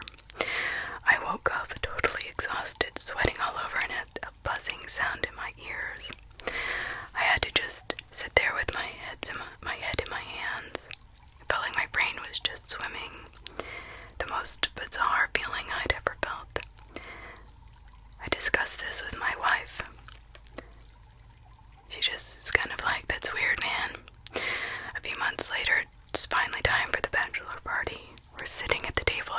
restaurant I've never been to before. I look to my left. On the far wall is a big window. It's raining outside. I start to feel something is familiar about the situation. The brother of my friend is sitting across from me. He reaches into his pocket, pulls out his phone, and looks at it. He smirks and shows me his phone. It's a picture of the back of my head. And all of us sitting at the table. I whip around, and my friend's sister was sitting a few tables away from us and sent the picture as a joke. She and her family did not know we were going to be there that morning. But at this point, I am completely freaked out because the only details that were different is that it wasn't my phone that got the message. It was my sister's friend who sent the picture. Yeah, it's not some otherworldly presence, but damn, it seemed too specific to be a mere coincidence, and I'm still weirded out by this to this day. Yeah.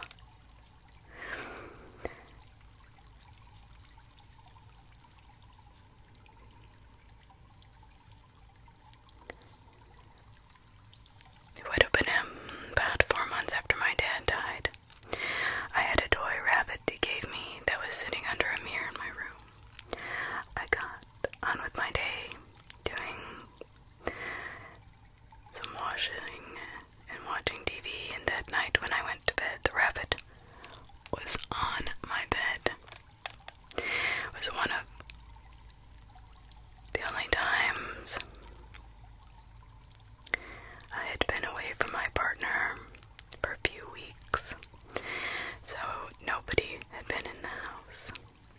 Nobody had been in the house. Not too long after my mom died, I was standing with my back to a doll bookcase and heard kind of a slithery noise, like someone sliding to the ground. I immediately thought it was a stack of magazines that I had sitting on a chair, but no, they were not moved. I turned around to see all the books from one of the bookshelves were on the floor, still kind of in order, but of course not standing upright. One of the books was one my mom gave me ages ago, a collection of household hints and recipes called Where's Mom Now That I Need Her? Oh my gosh. Oh, that's heartbreaking. I couldn't figure out any way those books would have fallen on their own. Everything about the bookcase was intact.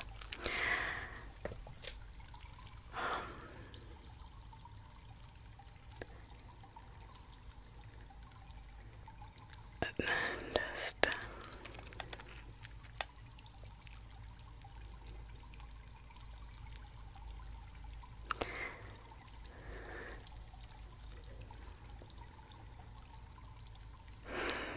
I was 5. I woke up to a shadow figure in the door. That's Mom, I thought, till I realized she was in bed next to me. The shadow does not move, just lingers looking at us. Being 5, I was horrified someone had come in, terrified I did not move. The next morning I realized my mom had hung her bathrobe on my headboard post. In a way, the shadow hid it just so. I feel silly that I was so scared. Believe me, don't feel scared. I'm an adult, and sometimes things pop out the corner of my eyes that startle me.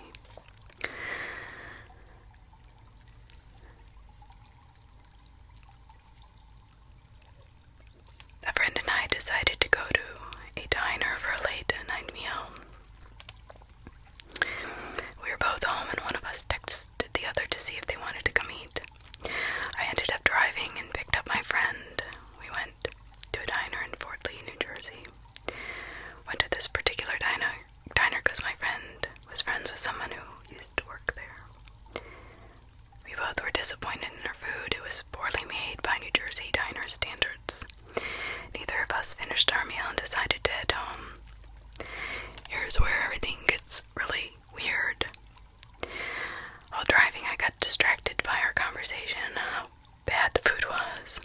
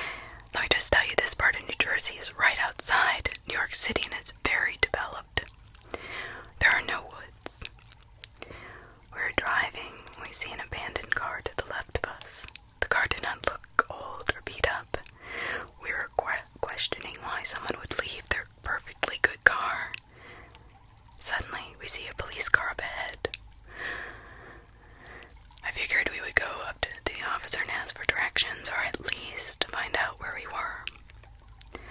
But here's the thing, as we approach the police car, we noticed all its lights on and the driver's side door open. No officer. No sound, nothing. We saw no one around us and started seriously wondering what the fuck is going on. The road ahead curves and the trees block our view of what's ahead. I see this odd red light coming through the trees and figure we are close to civilization again. We finish with the curve and I realize the red light is coming from the moon. And when I tell you this is no ordinary moon, it covered the entire sky. So close you could see all the craters easily. But here's the thing. They were all filled with what appeared to be blood. Some of them were overflowing with blood, leading to rivers of blood.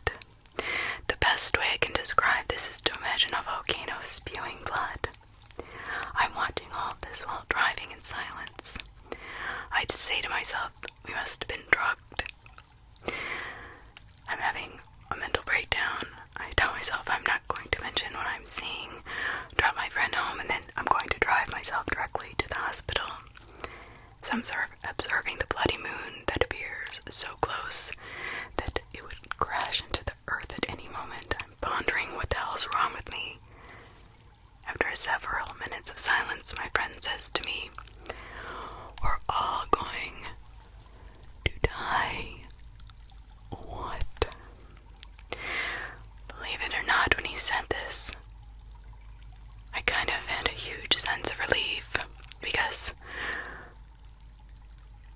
he confirmed that he was looking at the same moon, the bleeding moon. But oddly, we were both calm. I explained that I do not believe that we are looking at the moon because it was truly as close as it appeared we would experience its gravitational effects. We both agreed that death is at hand. Some time passes and the road has another steep curve. The trees block out the sky and the red light from the moon continues to shine from them. After driving through the curve, the woods abruptly end. I stop the car and we look behind us. The bloody moon is gone. What the fuck? I tell my friend this doesn't make sense. We need to go back into those woods. He demands to be dropped off at his house. I drop him off and duplicate the ride I made earlier to get back to the moon. I never found those woods again that night or any other night. Google Maps, Yahoo Maps, those woods do not exist in this world. And the blood moon, well, I never saw it again. We both talk about it to this day and, I don't know, try to find some meaning in it. My friend was more open to people about what he saw than me, and people tended to think he was crazy or super religious. I stay relatively silent, since I know no one will believe me. What we do, trust me.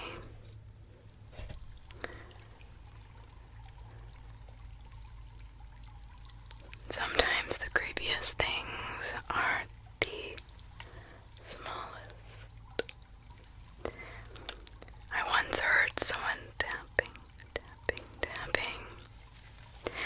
on my bedroom door while no one else was home except for me and my girlfriend. But she was asleep next to me. I get up, I go check the door and nothing. Nobody is there. Nobody outside, inside. I do not know what happened. I worked at a nuclear weapons storage depot in the Nevada desert, outside Nellis Air Force Base for 6 years. Today it is shut down.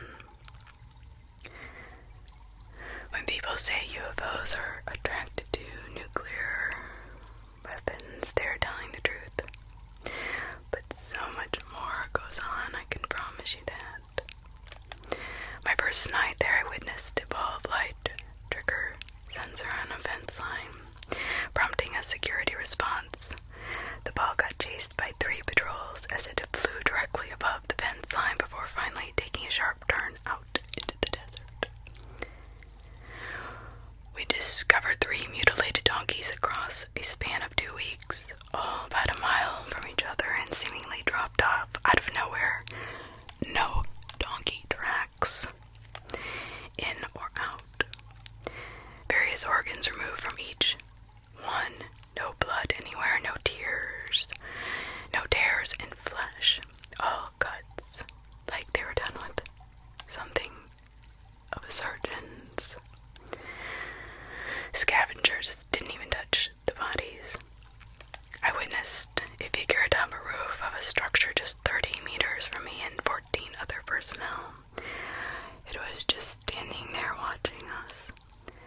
I took a spotlight and shined it up there, and as soon as the light hit it, the figure disappeared.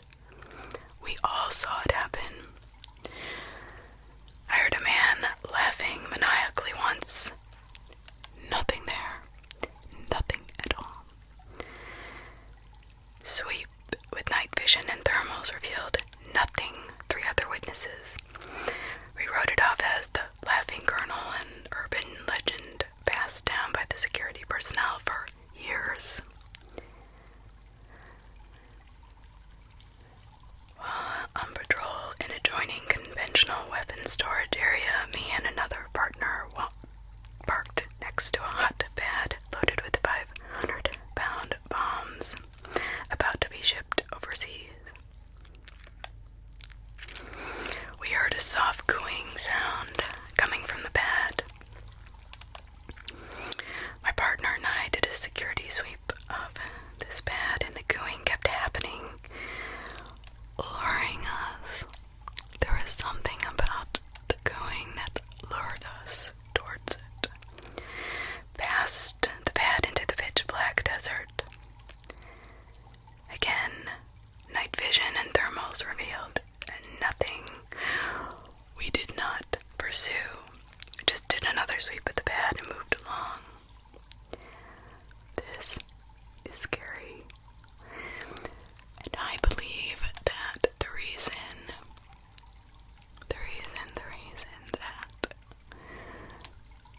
UFOs or alien beings are attracted to nuclear, whatever bombs, energy sources, is because it is a more powerful source of energy.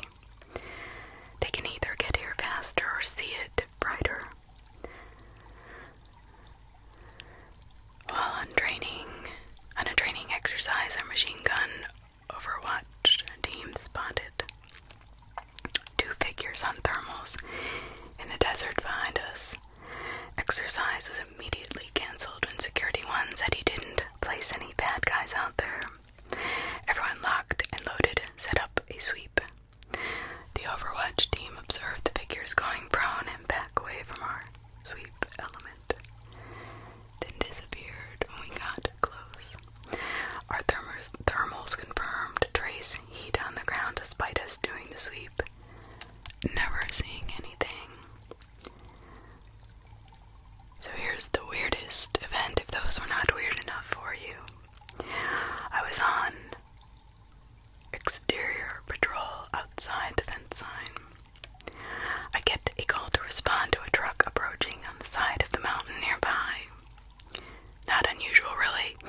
Most people didn't know we were out there, and we got off radars all the time. We'd scare the shit out of them. Visually confirmed truck on NVGs, then suddenly the headlights disappeared. We believe they turned them off and are now approaching on foot. Calling for canine and moved to blocking position, where I know anyone will have to cross paths with us to approach the perimeter. We are here for 10 minutes when one by one patrol members overwatching us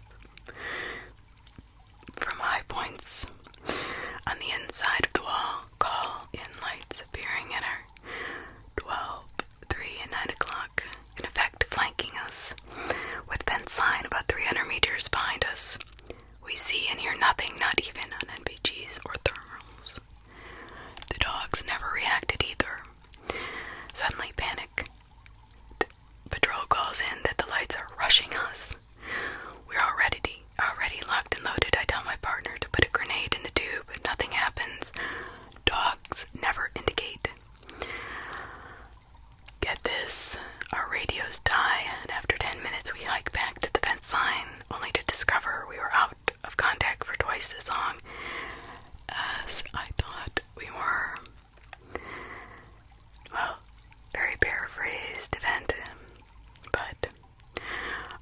videos only started working when we were back at the vent sign.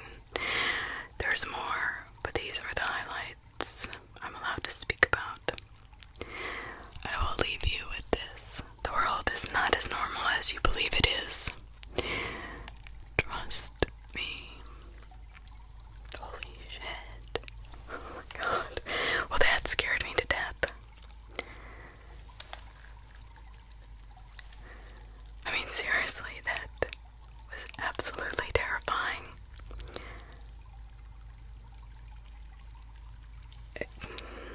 Terrifying.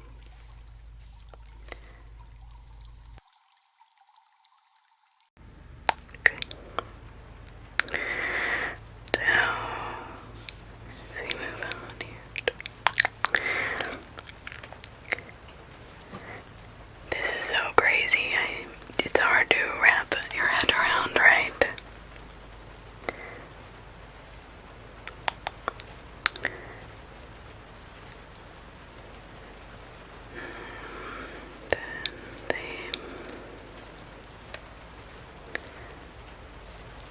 The impossibly kept secret. So,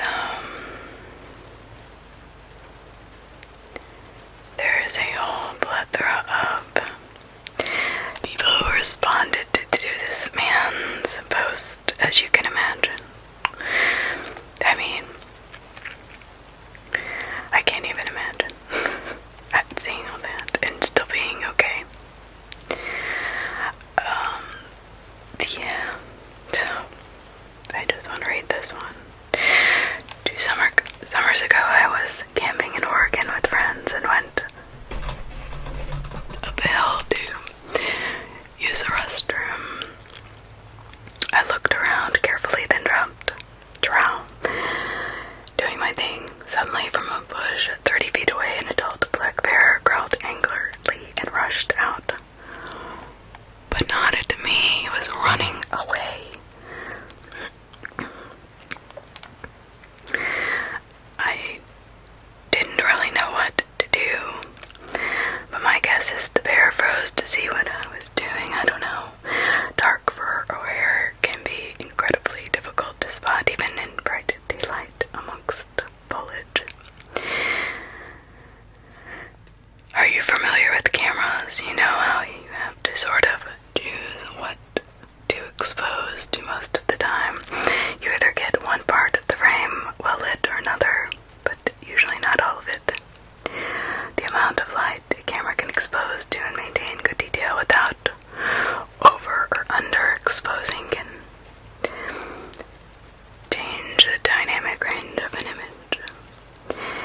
Anything outside that is going to look terrible as it's over or underexposed.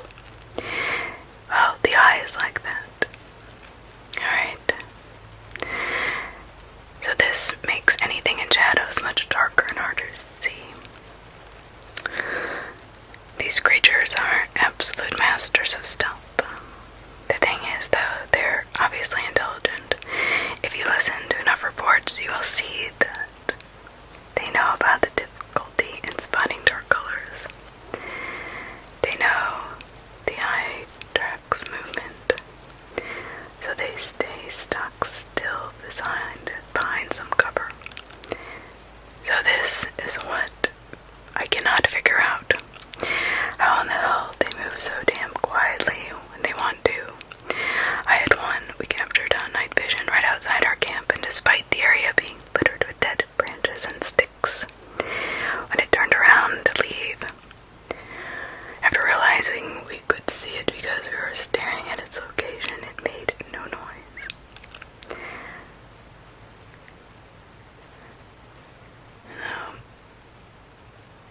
So does Bigfoot exist, I guess, is the question, if these animals can move with no sound. But I guess I am more curious as to what the hell is going on at that NATO base. I don't know about you, but that was some fucked up shit. I'm sorry, I can't explain it.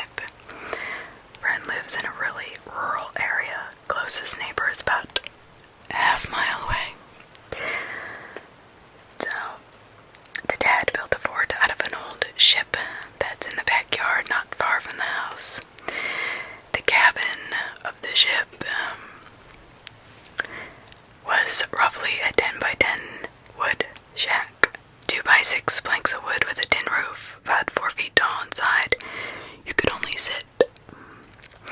It was a top for 8-inch pillars, about 5 to 6 feet off the ground. The two doors that swung freely sat opposite from each other, one attached to a plank from the rest of the ship. The other one opened to a pole that you could slide down to exit.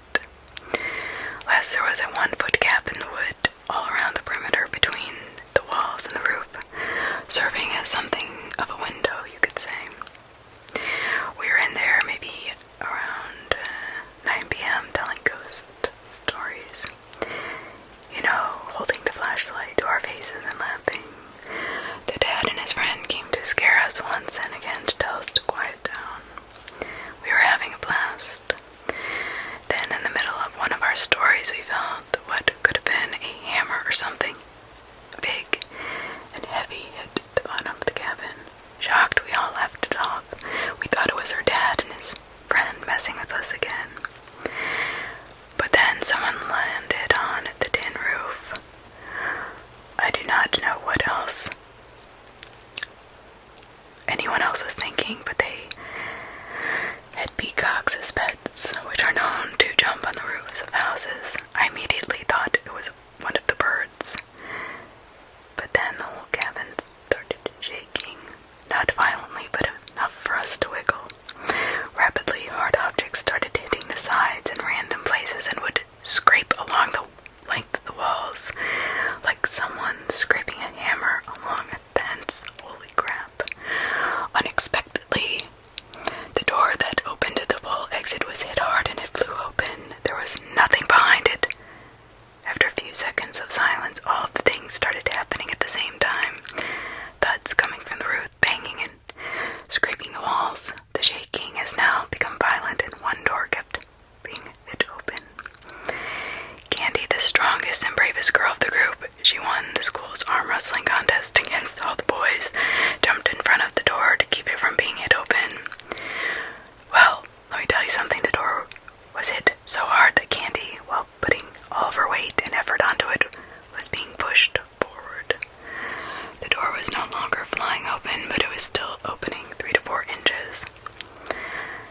I will never forget the sheer look of terror on her face. Then we hear a gunshot from a short distance away. Everything stopped abruptly. It was her dad. He pulled us all out of the cabin and locked us in the giant pantry. After the property was searched, we were let out. They found nothing. We were to wait until morning to see the damage. The next morning comes and we head out with the dad and his friend. We are all piled back into the cabin so the two men could recreate the shaking. Didn't work. These guys could barely move it. They weren't small guys either. I walked around the outside checking the planks and saw scratches but nothing else. The thing that was found was half an amethyst geode. That's it. I don't think amethyst geode is like something you find sporadically on the ground, but maybe. That's crazy.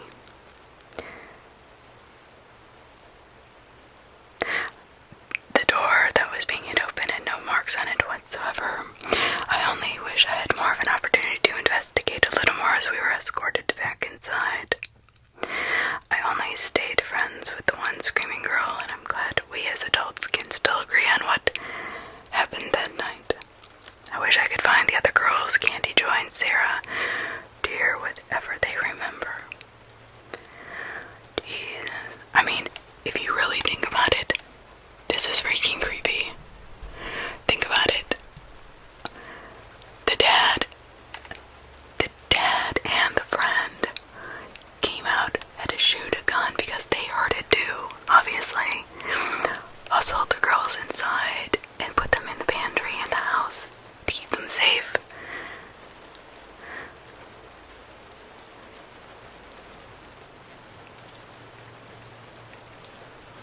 We had a trail behind my house in the woods.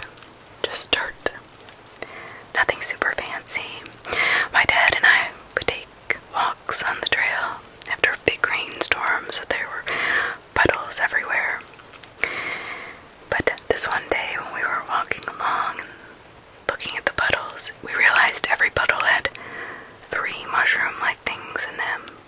only three. A fluffy top that was an off-white and then 4 brown prong, like triangular flaps underneath to keep them floating on the surface of the puddles. When you poke the tops, it let air out. There were so many of them in every puddle. They were everywhere. The next day it was super sunny. The puddles were dried up and so were the shroom things shriveled up. A few days after that, they were all gone. No signs of them left. And I've never seen anything like that again. In real life or in searching for it online. So if anybody knows what the hell these are, please help. This has been bothering me for 2 decades. I was at the age of 7 until the age of 13, but essentially I regularly hear footsteps running back and forth up and down the hallway at certain times during the night. Yes, to say it was unnerving is an understatement. But I didn't feel necessarily threatened, if that makes any sense. I'd gotten used to it, but then something changed. I don't know, where if I was sitting in the living room alone during the day, there would be footsteps again, but this time the footsteps would be slower, more intentional, more sinister. I'd feel somebody watching me from the door frame, and I'd look back over the sofa and I knew something was there. It felt like something was checking on me. Again, not that I felt scared. It felt oddly comforting. But it went on for a few years whenever I was alone in the living room, and it just became chilling. Now I was the age of 15, in the middle of June. I had my night light on. Around 10 p.m., my bed was in the middle of the room, just a bit away from my bedroom door. My door was always left a little ajar with the hallway light still on. Initially I thought I had sleep paralysis, but I could still move. I heard something whispering loudly right next to my ear, and it was saying my name repeatedly, my name repeatedly. And it didn't stop. I felt like it was pressing its lips right up to my left ear, saying it in this deep, demon-like voice.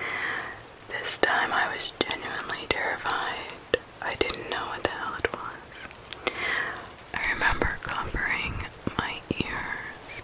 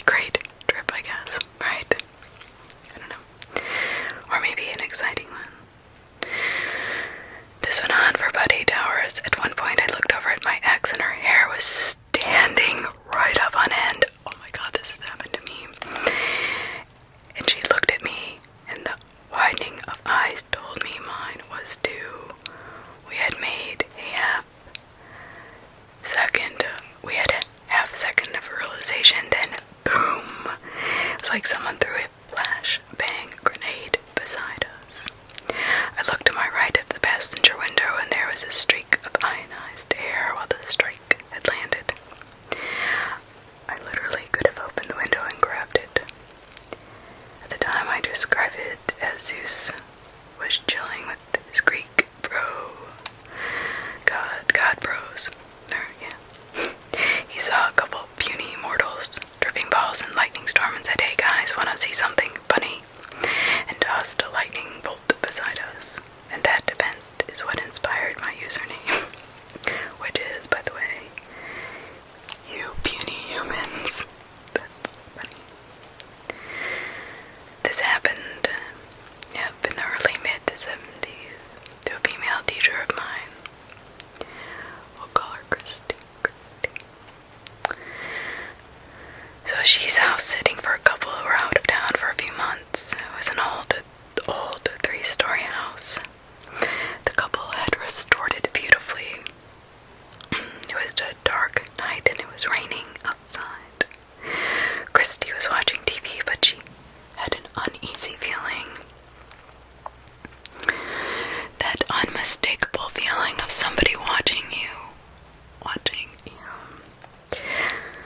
Over and over again, she looked around and saw nothing, but the feeling did not go away. Finally, she firmly decided that she was just being silly and started to ignore the feeling. That's when the man... Holy crap. That's when the man attacked her. What the... I would have freaked out. Christy struggled with him, pushed him down, and grabbed an old heavy antique table lamp. As he came back at her, she swung the lamp hard with both hands and cracked him right in the head. He dropped unconscious and bleeding. Holy shit. She called the cops. He ended up in prison and physically messed up for the rest of his life.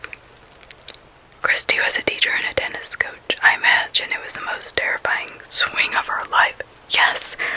Holy crap. At least she was a tennis coach. That means she had pretty good aim. Oh my god. Somebody said, okay, this one made me feel good. I don't know if this one made me feel good.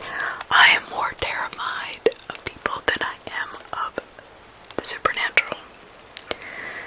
I know that sounds strange, but I am. When I was alone, I was having a bath. About 15 minutes after I had settled in for a relaxing soak, I heard my kettle come to a boil and switch off. It was an electric kettle. I thought I must have been hearing things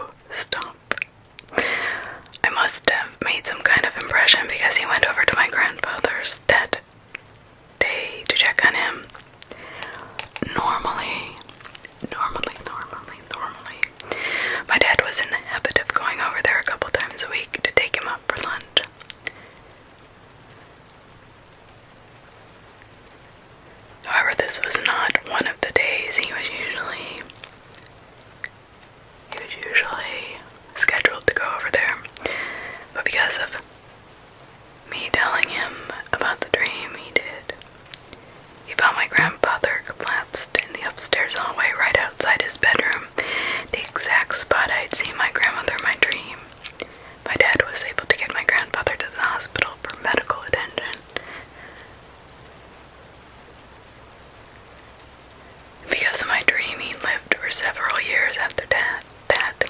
He finally did, of course, pass away, but he definitely wouldn't have if I hadn't told my dad about my dream. I woke up one morning at 3:30, got on my bike, and started riding to work. I was pedaling up a hill where there was no lights except for my bike, and there was fog. I could see something in the middle of the road. It looked like a person, but it was 7 feet tall. I turned around and sped home. I called in sick, told my wife I was sick, and I haven't told anyone the truth. I wish there was someone there to see it with me. That's crazy.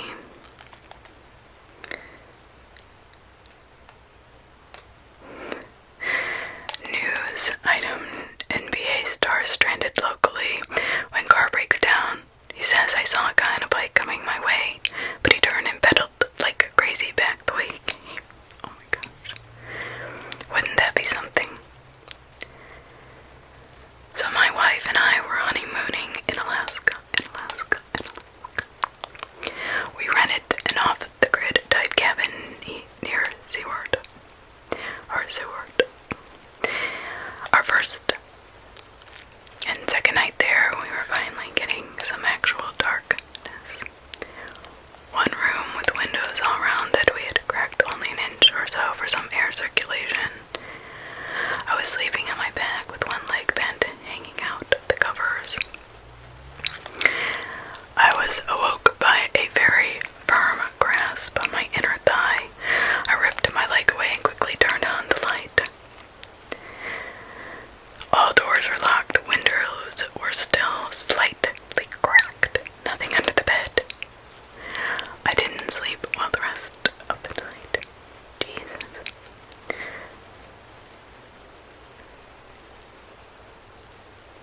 A friend of ours gave us a clock she had before going into hospice care. When she died, her clock stopped at 10 minutes later.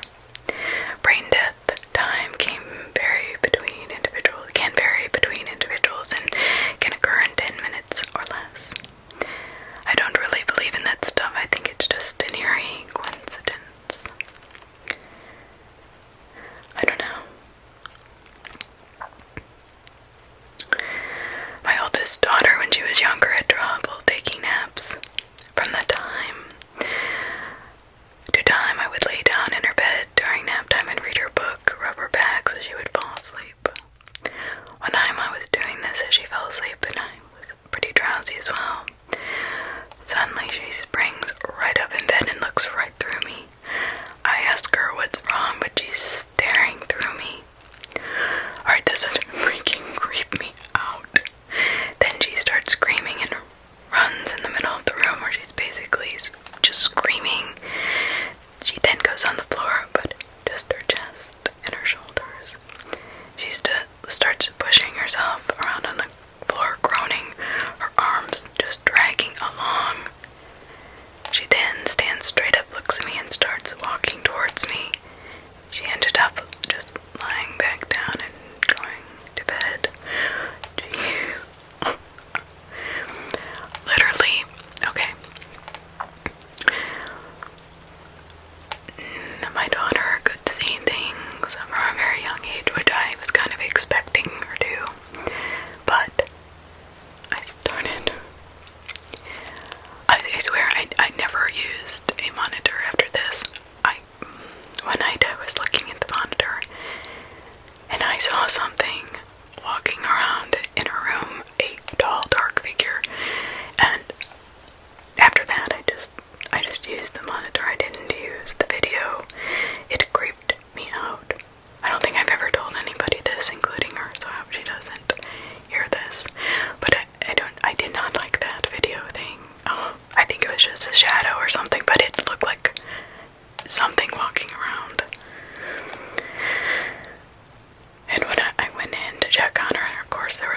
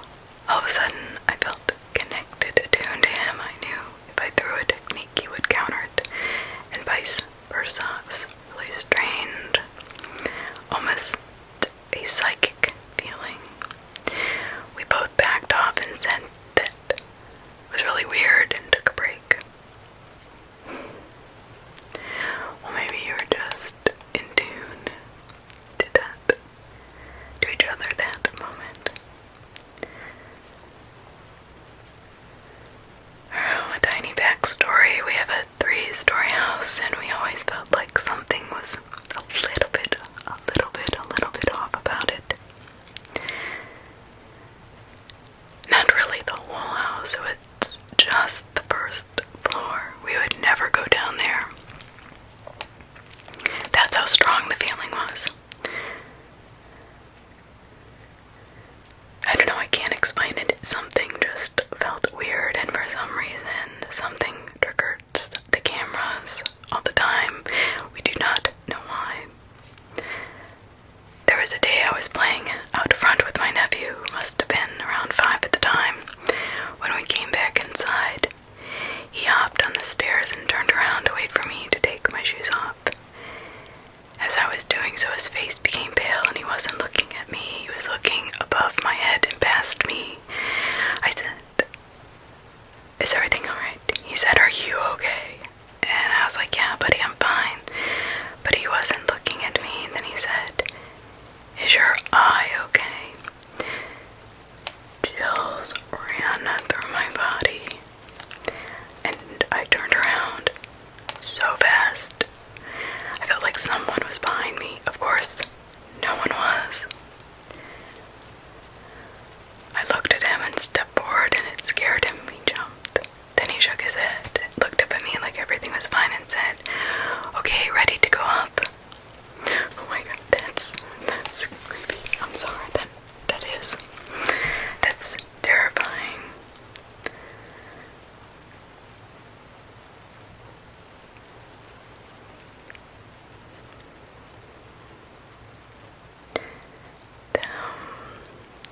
Yeah, my mom's one of those.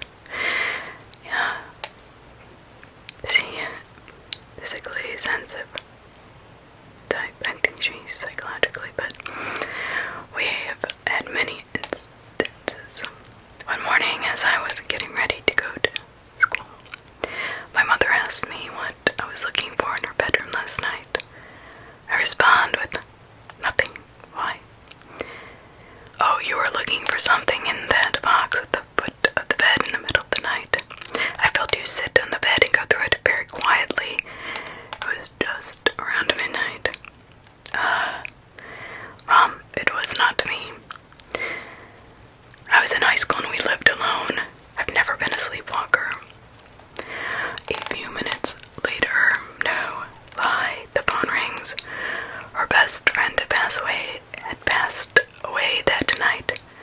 My mom went to the box in her room, and on top of the pile of stuff in it was a beautiful scarf that this friend had gifted her years ago. Wow. That's crazy.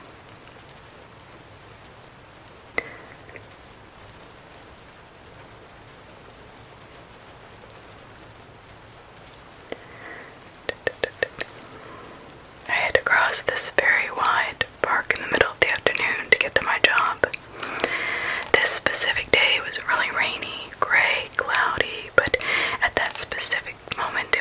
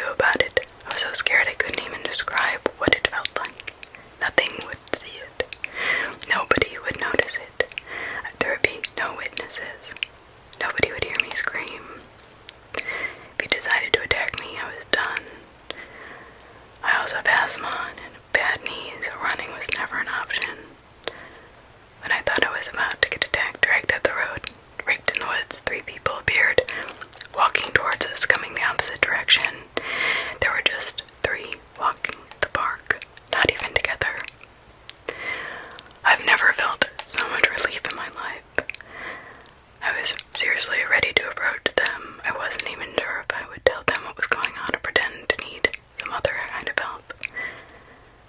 While I was deciding, this dude started walking fast, almost running in a pissed-off pace, went away, passing me, and went out of the park.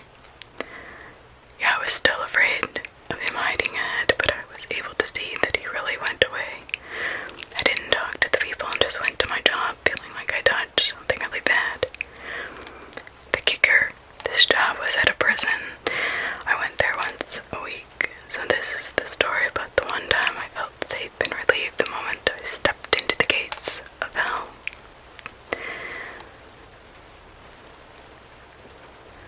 I hired a lady to help me clean my rural house. She had never been able to visit my part of the country before. She proceeds to tell me she can see things through the veil. Goes to describe in detail a hidden bedroom in my uncle's Victorian farmhouse hidden in the forest in front of my home. I always thought the attic bedroom was a fun place. When I was a young child, but she told me it used to house a child with a disability that the family didn't want others to see in the mid-1800s. Yeah, and the extra messed up part on top of the house not being even visible from any road. There's no humanly way possible you can see. Know that the bedroom exists unless you are inside the house. All the attic bedroom windows are hidden, so it doesn't look like anything is up there when you look from outside.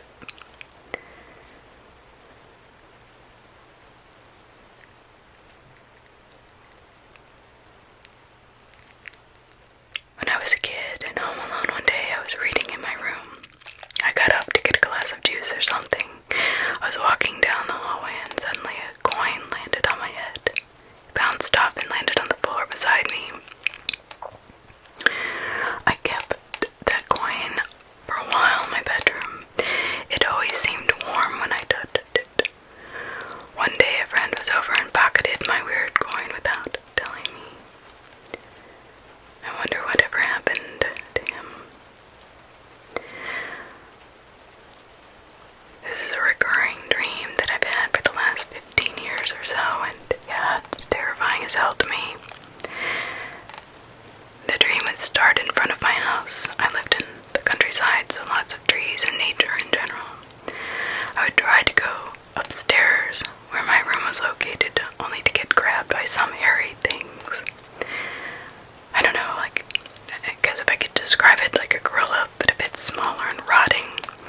After they would grab me, they would deliver me to the biggest one of them, and the beast would pick me up, hold me like a baby in its arms, remove my clothes.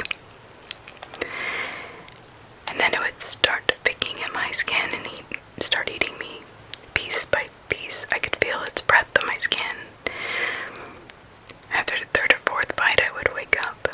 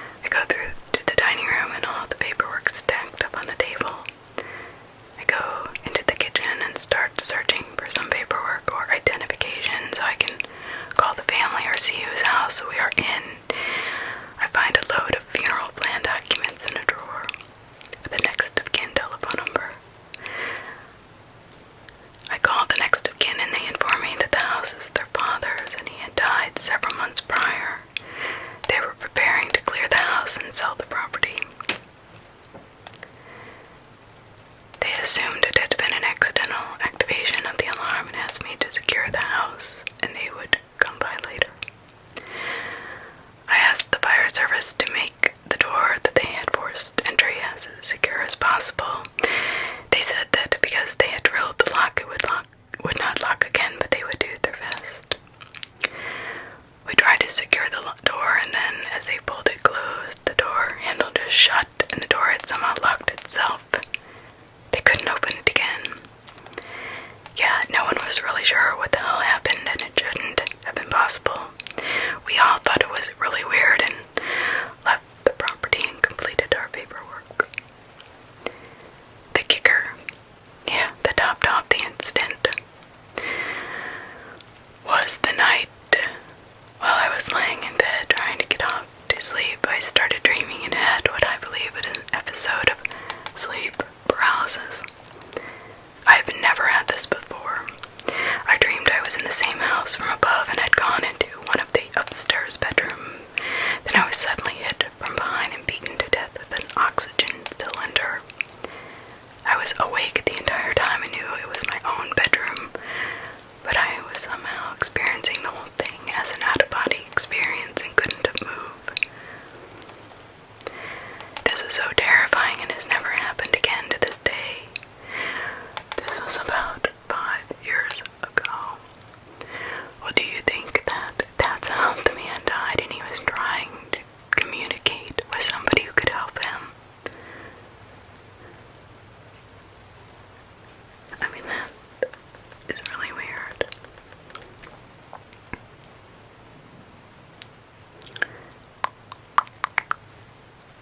I mean, that's just insanely weird, don't you think? Don't you think? Don't you think? I don't know, I've had lots of early eerie experiences, but one I vividly remember, and to this day I'm sure it happened at the same time. I'm unsure it even happened, if that makes any sense. A good many years ago in the early to mid-90s when I was a preteen, we lived in a 3-bedroom house with a fair lady-sized backyard located smack dab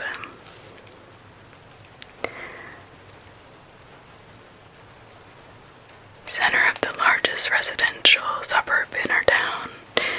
We often have blackouts which can last for hours and end up hanging around if the stars wasn't anything new. One particular night, we had a blackout. As usual, myself, older siblings, and an aunt, 4 to 6 people in total, found ourselves sitting outside on a large picnic table, telling stories, drinking tea, enjoying each other's company. Now what happened next probably felt like it happened more than 30 seconds to me, but less than 3 seconds to everybody else. I was sitting on the tabletop and everyone else sitting around when suddenly I noticed everything slowed down. Everyone was still chatting away as normal, but in slow motion. I was not afraid or anything, but just curious and confused. I noticed the place began to light with this reflection of colorful lights in the sky. I looked up and saw these colorful lights hovering above us, coming from some kind of aircraft, maybe the size of the Guardians of the Galaxy spaceship. No sound at all, just hovering there, while everyone except me moving in slow motion. I stared at it for maybe 3 seconds to try to understand what was going on. In a blink of an eye, everything was back to normal. I asked everyone else what I just saw, but no one was even bothered about me and went back to what they were chatting about. I am so sure it happened. I think everyone's no reaction that night probably instilled a lot of doubt in myself. I totally can understand that.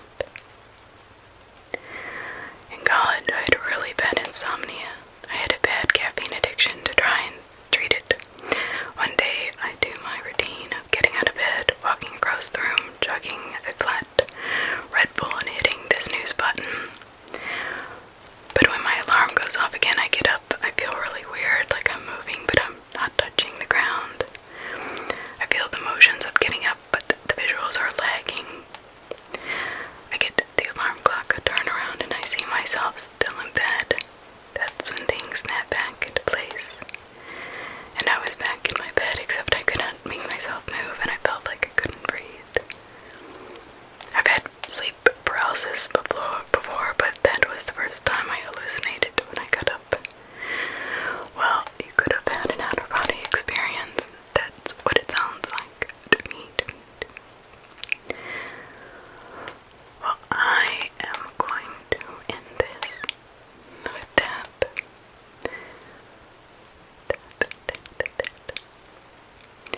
Instead of 4 hours, it's 3 hours, but after making this video now 5 times, I swear, I hope it uploads. And I am truly, truly sorry for uploading a video that had no sound. But I love you all, and thank you for listening. And I will see you all later.